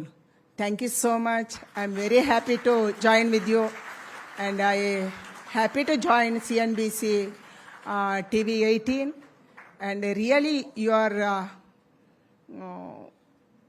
encouraging our SMEs. I think next year you may quote MSMEs, because we are always encouraging MSMEs, and we always take the words of Mahatma Gandhi ji and Narendra Modi ji, because we have to support micro entrepreneurs, especially in Tier 2, Tier 3 cities. That's why we hope that. Thank you so much. And whatever you told, last time our entrepreneurs requested, we have to classify the MSMEs. We did that. The MSMEs are newly classified now. It was 1 crore before micro, now it is became 10 crores. Small SMEs, 10 crore before, now it is 50 crores. That's why whatever you told, whatever policy changes you needed, you asked, you requested, our government stood by that, and we always stand by you. Thank you so much. Dhanyavad.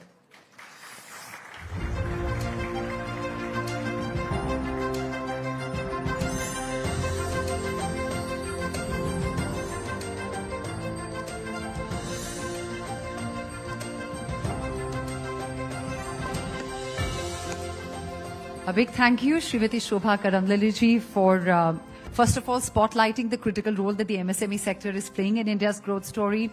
You truly highlighted that some of the initiatives by the government, how they are ensuring that access and awareness, they together are actually empowering the grassroots enterprises. And I think all of us, if 4 words from her address we should keep with us forever, are that we can do anything. A huge, huge round of applause, ladies and gentlemen. And with that, we're all set to take this awards ceremony forward with the next set of awards. To take this forward, I would like to request Mr. Subrakant Panda, Managing Director, IMFA, Past President, FICCI and ICDA, Mr. Hitendra Dave, CEO of HSBC India, and Mr. Ajay Sharma, MD and Head of Banking, HSBC India, to please join us on stage to present the next set of awards.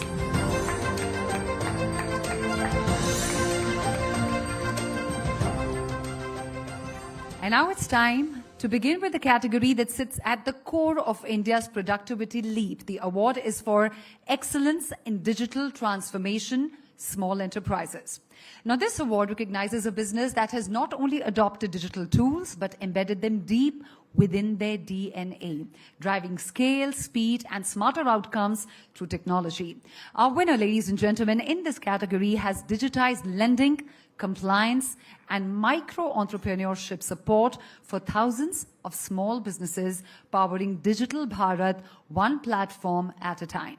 From compliance frameworks to enterprise intelligence, the digital-first mindset is a force multiplier for efficiency across sectors. So please put your hands together for Jayam Solutions Private Limited.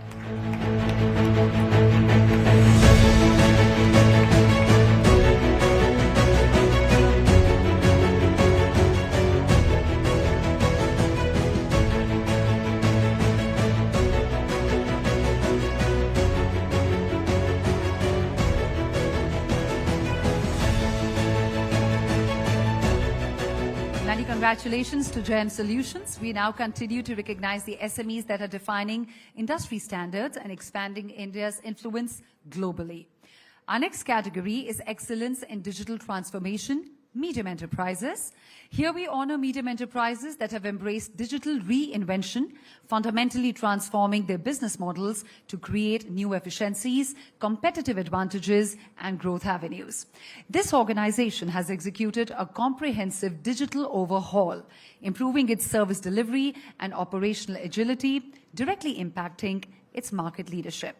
By combining policy depth with digital intelligence, they created a consulting model that feels both future-ready and fundamentally Indian. This one goes out to Primus Partners.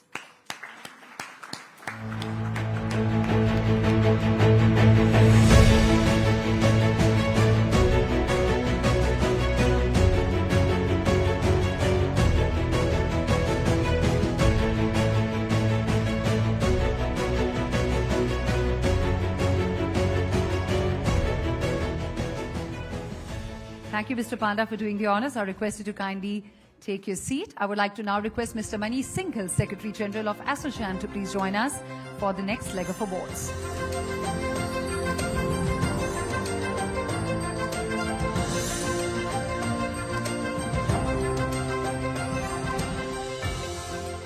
Quickly moving on to the next category, which is Excellence in Global Expansion Small Enterprises. Now, this one celebrates small enterprises that, despite their size, have demonstrated remarkable strategic foresight and agility in navigating international markets, establishing a formidable global footprint.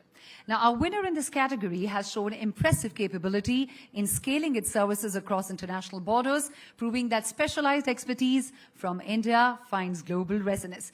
Ladies and gentlemen, please put your hands together for InnoPlexus Consulting Services.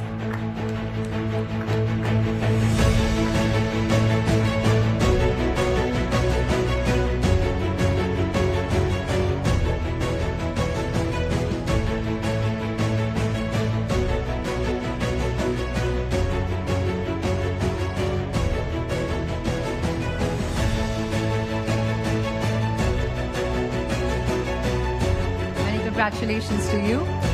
Our next category is Excellence in Global Expansion Medium Enterprises. This is where we acknowledge medium-sized enterprises that have successfully transcended domestic boundaries, showcasing robust strategies and execution in their journey towards becoming global entities.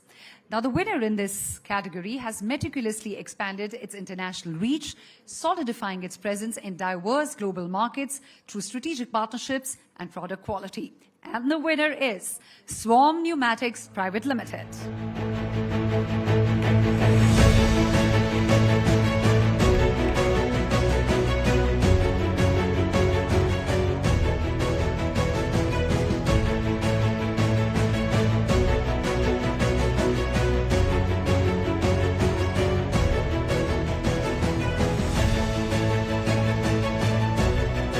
Many congratulations to you. Our next set of awards recognize excellence in manufacturing. Let's begin with Manufacturing SME of the Year, Agro and Food Small. Now, this category recognizes small enterprises that are innovating and excelling in the vital agro and food manufacturing sector, improving productivity and quality from farm to table. Our winner has demonstrated pioneering efforts in sustainable agro-food processing, contributing significantly to both energy solutions and agriculture value addition. And the winner is Shubh Shri Biofuels Energy Limited.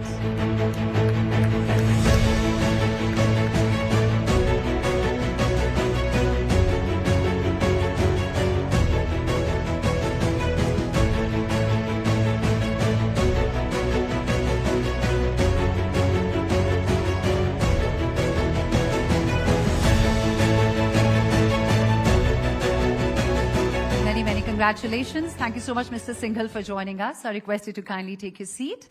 Mr. Dave and Mr. Sharma, I request you to please stay with us for the next set of awards as well.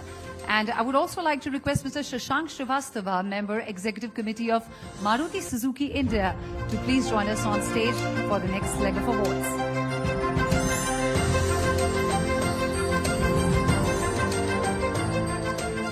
Now we move on to Manufacturing SME of the Year, Agro and Food Medium. This award honors medium enterprises that are driving substantial growth and innovation in agro and food manufacturing landscape, ensuring food security along with industrial excellence. The winner in this category has introduced advanced solutions that are transforming agricultural productivity and efficiency in agro-food manufacturing segment. And this one goes out to Riverless Irrigation India.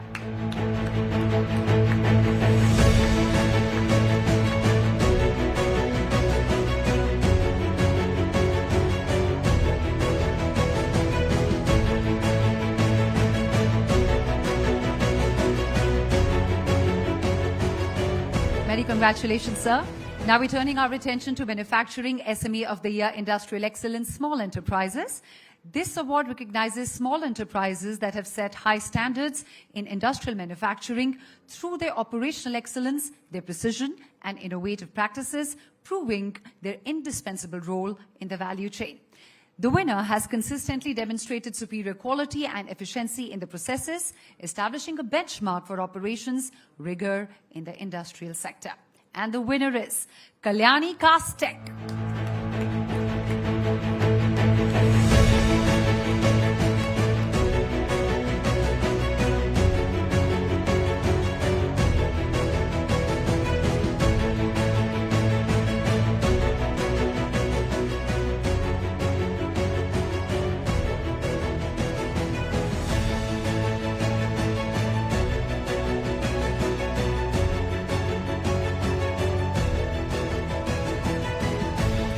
Congratulations to the team. Now, our next category is Manufacturing SME of the Year, Industrial Excellence, Medium Enterprise. This is where we celebrate medium enterprises that are pushing the boundaries of industrial manufacturing, showcasing advanced capabilities and strategic vision that contribute to India's robust industrial growth. The winner in this category has exhibited outstanding consistency in delivering high-quality industrial products, solidifying the position as a leader through continuous innovation and manufacturing prowess. Let us all put our hands together for Lumax Mano Allied Technologies Limited.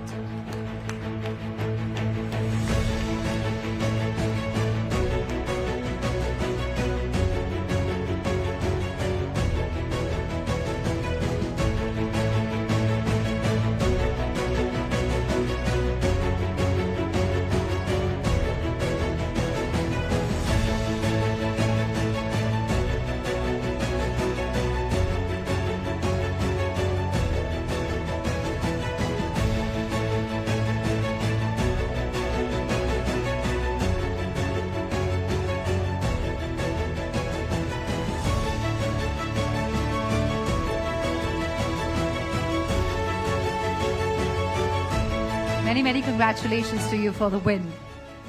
Thank you so much, Mr. Srivastava. I request you to kindly take your seat back. Mr. Srivastava, thank you so much for making time for this. And joining us for the next awards is Mr. Chandrakant Salunkhe, founder and president of SME Chamber of India and Startup Council of India. The next category is Manufacturing SME of the Year, Health and Pharma Small Enterprise. Now, this award honors small enterprises transforming the health and pharma manufacturing industry through their innovation, quality control, and dedication to public well-being. The winner in this category demonstrates excellence in manufacturing for the health and pharma, delivering high-quality, life-saving solutions to meet critical needs. The winner is Axio Biosolutions.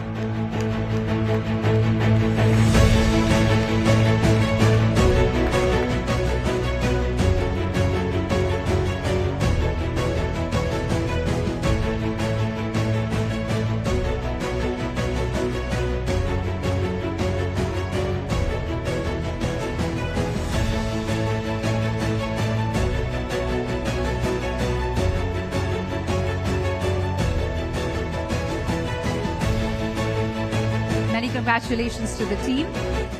Moving forward quickly to the next category, which is Manufacturing SME of the Year, Health and Pharma Medium Enterprises. Now, this award, ladies and gentlemen, recognizes medium enterprises for the significant contributions to the health and pharma manufacturing landscape, ensuring accessibility and advancing medical solutions. The winner here is a pivotal force in pharma manufacturing, known for its dedication to producing essential medicines and upholding stringent quality standards. Let us all put our hands together for Bharat Parenterals.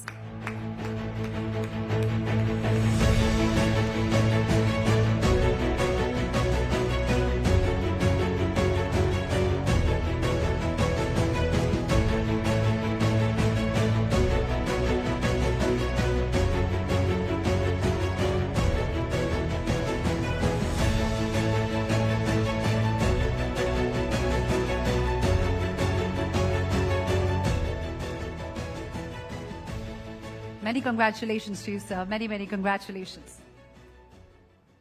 Thank you so much, Honorable Minister. Thank you, Shobha ji. I request you to kindly take your seats. And a big thank you to all the other presenters as well for presenting the honors in the segment. So far, we have heard from entrepreneurs, financiers, and policymakers who have each offered a different lens on India's MSME story. But when it comes to building true strategic depth, both economically and institutionally, the few sectors, ladies and gentlemen, that are as vital and crucial as defense. It's one thing to enable enterprise, but it's another to align it with sovereign priorities. Ladies and gentlemen, this brings us to a very special segment in this awards ceremony, and we're clearly looking forward to soaking in all the insights that we promised will be coming through the segment. So please, without further ado, put your hands together in a generous applause to welcome onto the stage Defense Secretary to Government of India, Ms. Rajesh Kumar Singh, in a very special fireside chat with CNBC-TV18's Parikshit Luthra.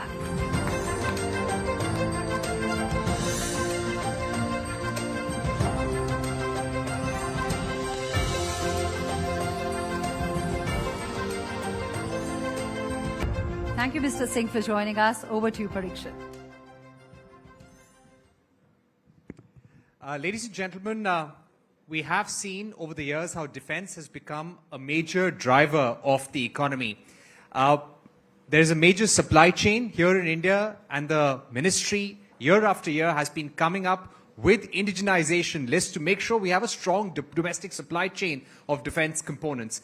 And that's where the opportunity for SMEs also comes in, because the government wants our MSMEs to play a big role in the supply chain for our defense manufacturing. So without wasting more time, let me get in our Defense Secretary, Mr. R.K. Singh, who's been very gracious with his time and joined us here at the event. Mr. Singh, you've been telling us several times after Operation Sindoor that India's future focus will be on drones, combat drones, early warning systems, cyber security, warfare of the future. So when you have an audience like this of SMEs, what's the message that you'd like to give them in terms of the opportunity and the occasion that you would like them to rise to? Yeah, as you mentioned, Parikshit, the nature of warfare is changing quite a bit. And when we recently had this short duration but high intensity conflict with our Western adversary, we realized that this is the it brought home once again the reality that this is the era of standoff weapons, of drones, of electronic warfare, and of course, warfare in the cyber and other domains as well. We also had a reality check in terms of where we were in that space. There is a general perception that, for example, in drones, India has a fairly large ecosystem of drones. We had a production-linked incentive scheme for them for the last 4 years or so, and we assume that there is reasonably good capacity there. Actually, the capacity for military-grade drones is not really significant as of now. The intent of the ministry is to give them give visibility to that ecosystem in terms of orders. That is all we can do. I mean, defense is not a developmental department. We don't do schemes. Although we do have a small developmental scheme for startups called IDEX, where we fund up to prototype levels and take limited procurements from them.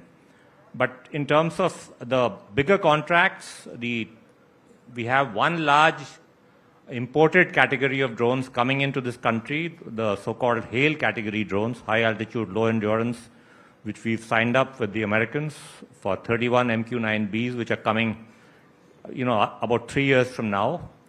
In the other categories of smaller drones, loitering munitions, and the medium altitude, long endurance drones, all I can say is that for the smaller categories, we've given the armed forces the flexibility through emergency procurement to buy what they need directly from the market to the extent it is available here, or from abroad if it is not available.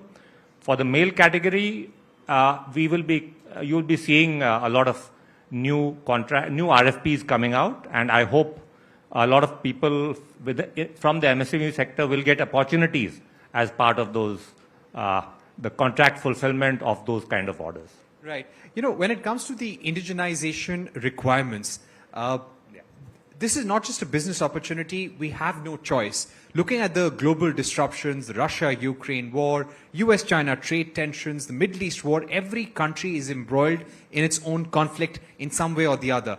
There will possibly be times when our closest allies will not be able to come to our rescue or help us in times of crisis. Which are the areas where India would definitely want a stronger supply chain in future? I think we want a stronger supply chain in all the critical areas of military technology. We've achieved that level in certain segments. When it comes to artillery, for example, we've achieved maturity, technological maturity, in line with global or even exceeding global benchmarks. When it comes to armored vehicles, land systems, increasingly even small arms. These are areas where we've now got Indian designed, developed, and manufactured equipment being made for our armed forces. The artillery guns that I mentioned, ATACs, are being made by 2 large Indian private companies, Bharat Forge and TASL, using DRDO technology.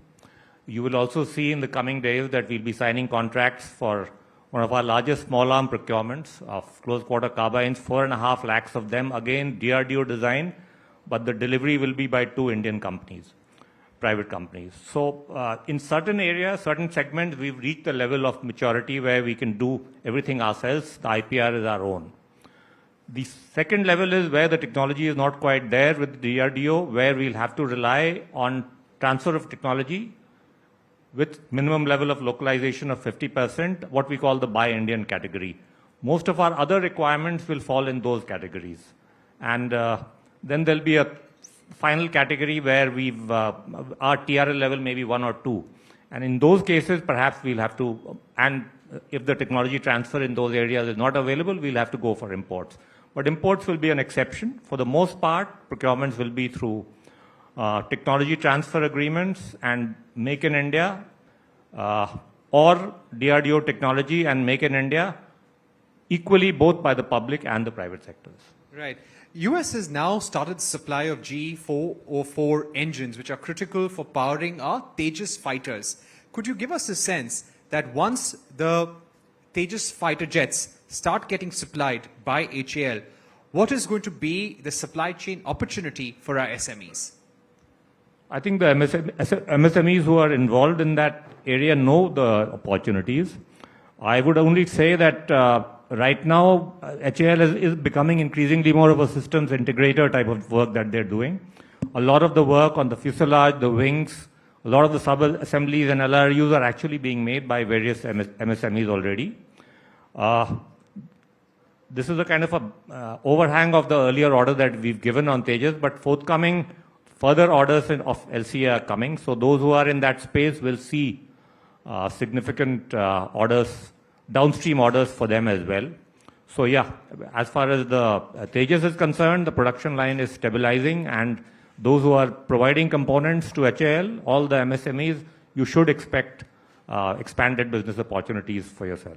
Right. Now, just in terms of the kind of orders we're expecting for the Tejas fighter, could you give us a ballpark figure, sir? A lot of reports doing the rounds in terms of the kind of orders we're going to place for self-reliance in our Air Force.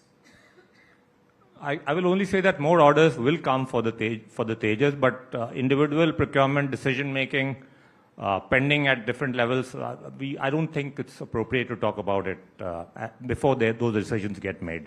Would you urge MSMEs to consider global collaborations, considering there are a lot of technologies which are not there in India? Should we consider partnering with some foreign companies to make sure we can get those technologies as soon as possible? I think they know those opportunities better than probably even I do. And yes, as I mentioned, you could see the technology levels or the potential for yourself in terms of getting DRDO technology where the DRDO technology is at TRL level 8 plus, 8 to 10. In the middle categories, I would say that we'll have to rely on technology transfers. And in those areas, I think many of them are aware of the opportunities. I mentioned drones. What Defense Ministry can do is give visibility in terms of orders. The opportunities you will have to tap through technology transfers after ascertaining that that technology is not available locally. I mentioned drones. There are several other categories where you would probably need TOTs with established players outside in US and Europe and Israel, which are the leading sort of countries for this kind of a technology. I think there is a considerable TOTs already being signed with a bunch of both Israeli and European companies. So, I mean, frankly, I'm sure the MSMEs involved in this area know more about this than me. But yes, where our technological maturity is not there, the obvious implication is that once you get visibility in terms of potential orders from the Defense Ministry, you should look at tying up technology from other sources outside the country. Right.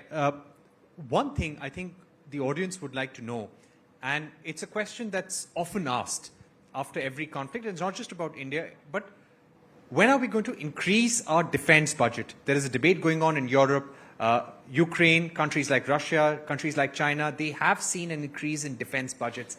Are we going to now see a significant rise in India's defense budget and defense expenditure as a share of the GDP? Yeah, so one of the issues with trying to raise your defense budget used to be that you're not spending what you've been given in the first place, and that is what was happening in the last 5 years, frankly. Only in the last financial year we actually managed to fully draw down our revised estimates. Earlier there used to be surrenders, so unless you spend the money you can't expect more.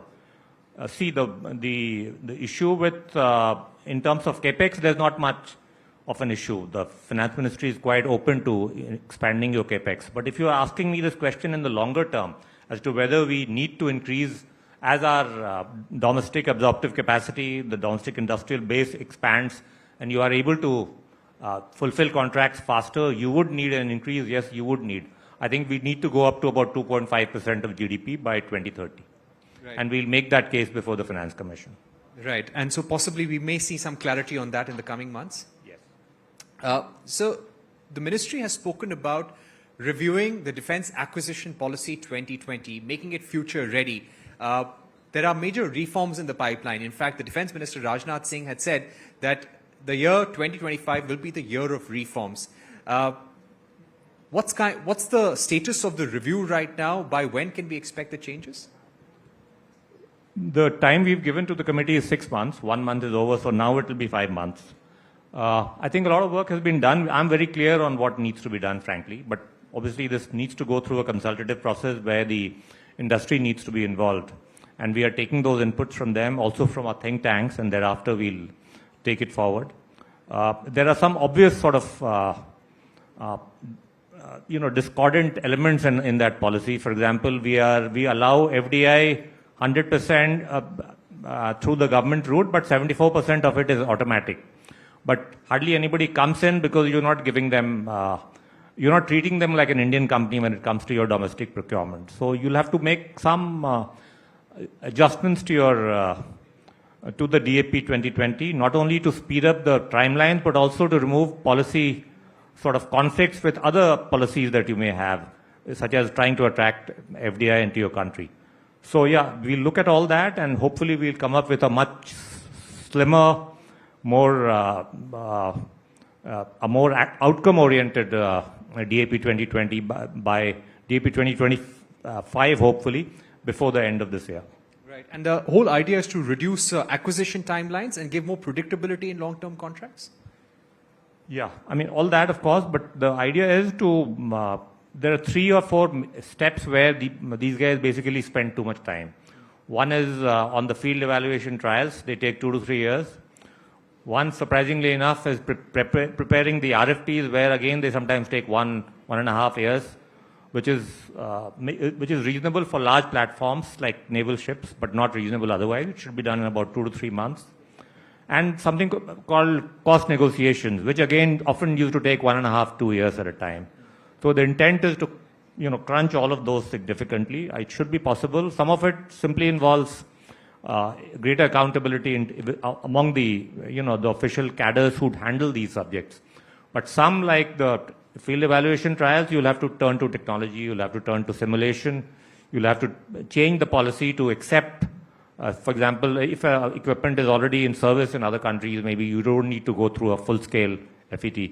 So those kind of things, since the earlier processes were hard-coded in the DAP 20, unless we change it, people don't have the confidence to take those decisions. Right.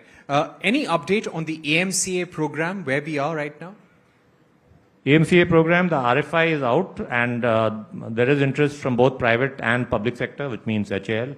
So we are hoping that, my personal opinion is that if you look at other countries who have fighter programs, Russia, China, US, most of these countries have at least 2 production lines for fighter aircraft.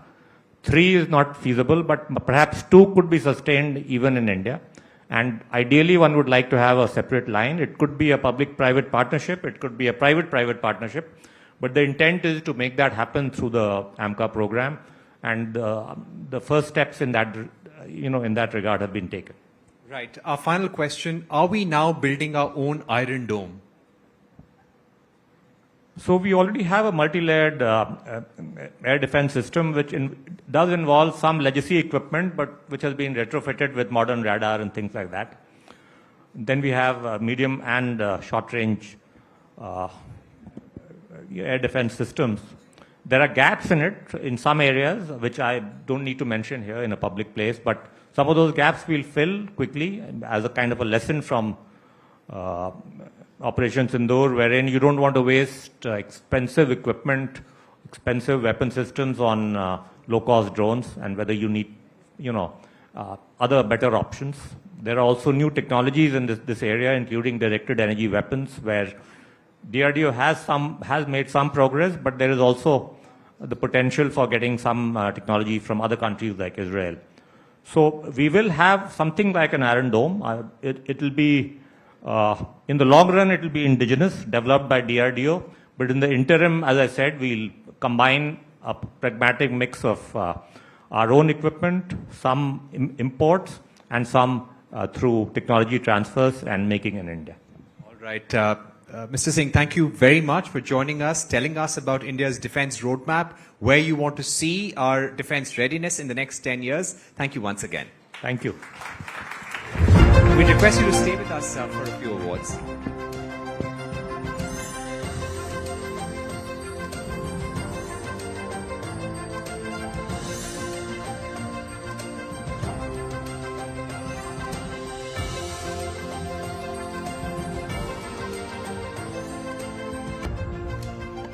Thank you so much, Mr. Rajesh Singh, for the clarity with which you articulated the evolving role of the Indian industry. Sir, we'll just have the stage cleared, and then I'll invite you back to please present the next set of awards. Thank you so much, Parikshit, for bringing the best out of this conversation.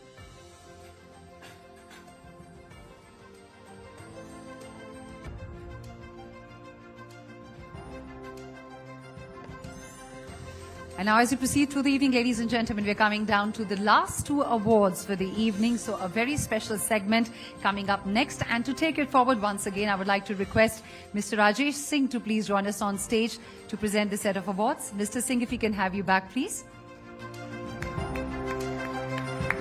And I would also like to invite Mr. Dinesh Khara and Mr. Hitendra Dave from HSBC India to please join us on stage to present the final set of awards.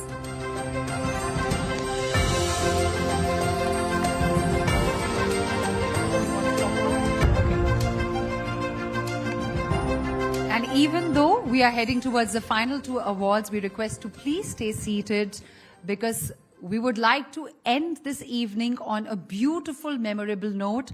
And I think the spirit of the performance that's coming up next for you is as evergreen as the spirit of enterprise in this room. So please stay seated while we draw curtains on this very special edition of the awards. For now, moving on to the next award category, which is Services SME of the Year, Small Enterprises.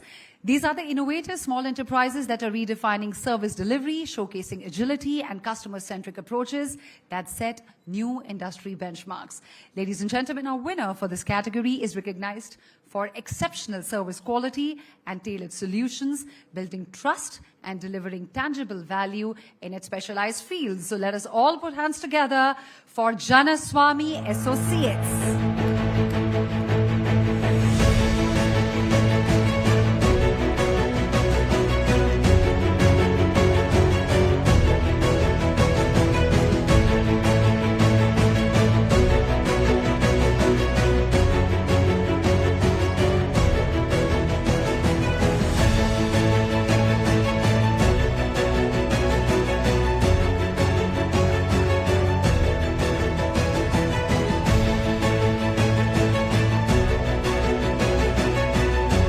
Congratulations, Janaswamy Associates, for the big win. And now, ladies and gentlemen, our final category for the evening is Services SME of the Year, Medium Enterprises. Now, this award celebrates medium-sized service providers that are not only customer-focused, but are also pioneering new service models, driving efficiency and client satisfaction. The winner in this category is recognized for its commitment to excellence and innovation in the services sector, providing impactful solutions that enhance client operations and outcomes. And the winner is N18L Technologies Private Limited.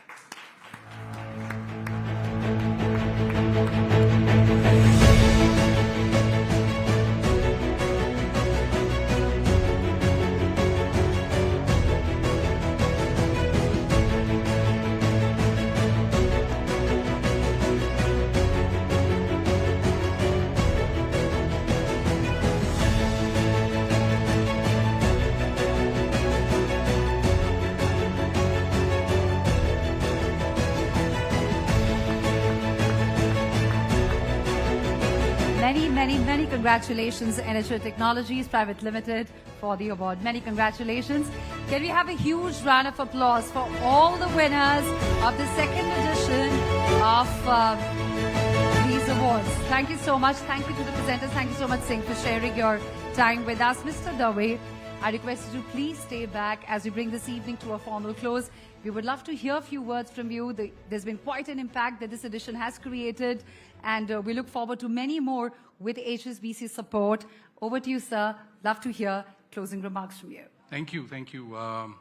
Thank you, ladies and gentlemen, for joining us today. Congratulations once again to all the winners. I can tell you that the jury we have, Mr. Khara, Mr. Garg, other members of the jury, Mr. Panda, I think these are not people easy to impress. I know that from my own personal experience, actually. So you've done much better than I could in my life, get a nod from them. It's great to have the Defense Secretary here. It was wonderful to hear earlier the Civil Aviation and the Minister for Northeast here. Then we had the Minister for State, who I thought gave a fabulous speech, actually. I told her also that, you know, there's everybody here, all the anchors here have that television that helps them, and she spoke extempore for close to 20-25 minutes and covered what I thought were very, very deeply meaningful areas that she illuminated for us. I think I know I stand now between you and that group that I saw at the back, Mame Khan, and you know, anyone. If you haven't been, please stay back for it. And if you have been, you will never walk away from this room. Let's put it like that, right? But I think just to make the wait more worth its while, I think just want to contextualize what HSBC is doing at the SME Awards, right? I think, and some of those actually the Minister for State did cover, right? I mean, marketing, she said, of the 4 areas, finance, skilling, marketing, and then the 4th one will come to me. But a bank like HSBC, for entrepreneurs out there who wish to deal with the rest of the world, I think you will very rarely find a better partner, because we know what the buyers outside look for. We know the quality that works with them. We know the payment terms that they work on. We know the reliability factor that they look for. So when we started partnering on the SME Awards, one of the motivation for us was, can we play our own small role? Everyone talks about Viksit Bharat, right? But somebody will have to do something. Viksit Bharat will not happen by itself. As it was said, we have to have incomes go up for the agri sector. We have to have incomes go up, or the revenues of the SME sector has to go up. Our hope is that through awareness campaigns of this or high visibility programs like this, we can help SMEs realize that the world out there has opportunity which is unlimited, genuinely unlimited. You go off to US, random shirts will be sold for $25, which is 2,000 rupees odd. Try and sell a 2,000 rupee shirt here, right? It's a very different audience that buys 2,000 rupee shirts here versus 2,000 rupee shirts there. So I think the kind of capabilities we have, but there are obvious gaps. That's why we are not as large a member of the supply chains as we could be. And a bank like ours should do its own small role in helping entrepreneurs become more aware of what it takes to become a part of supply chains globally. I think second thing I would say is it is our way of showing our, frankly, respect for entrepreneurs. I think to call them small, micro, medium enterprises, I think any of us who wear silk ties to work, I think we try and do one small factory for 1 week. I think we'll find out who's small and who's big here. So I think it's our way of saying, you guys are doing a wonderful job. Sometimes I feel it's much easier to run a company with multi-billion-dollar turnover than to run a company with 20 crore turnover. It's just very, very different. And I think it's our way of saying well done to you, thank you to you, because if India is to achieve its GDP ambitions, per capita ambitions, it's almost everybody agrees it will not happen because we'll have 10,000 large companies or 50,000 large companies. It will because the 60-odd million MSME enterprises, of which we are focused currently on SME enterprises, will flourish and do much more. So this is our way of saying well done, thank you, we admire you, we respect you a lot. And the last bit, of course, is from our perspective, a partnership with CNBC-TV18 to make sure that if you do grow well, and hopefully you will, both on the business side and the personal side, you will look for a global bank to do your business with. We are a global bank. I'm not pitching myself here, okay? All right? So on that note, thank you, everybody. Good evening.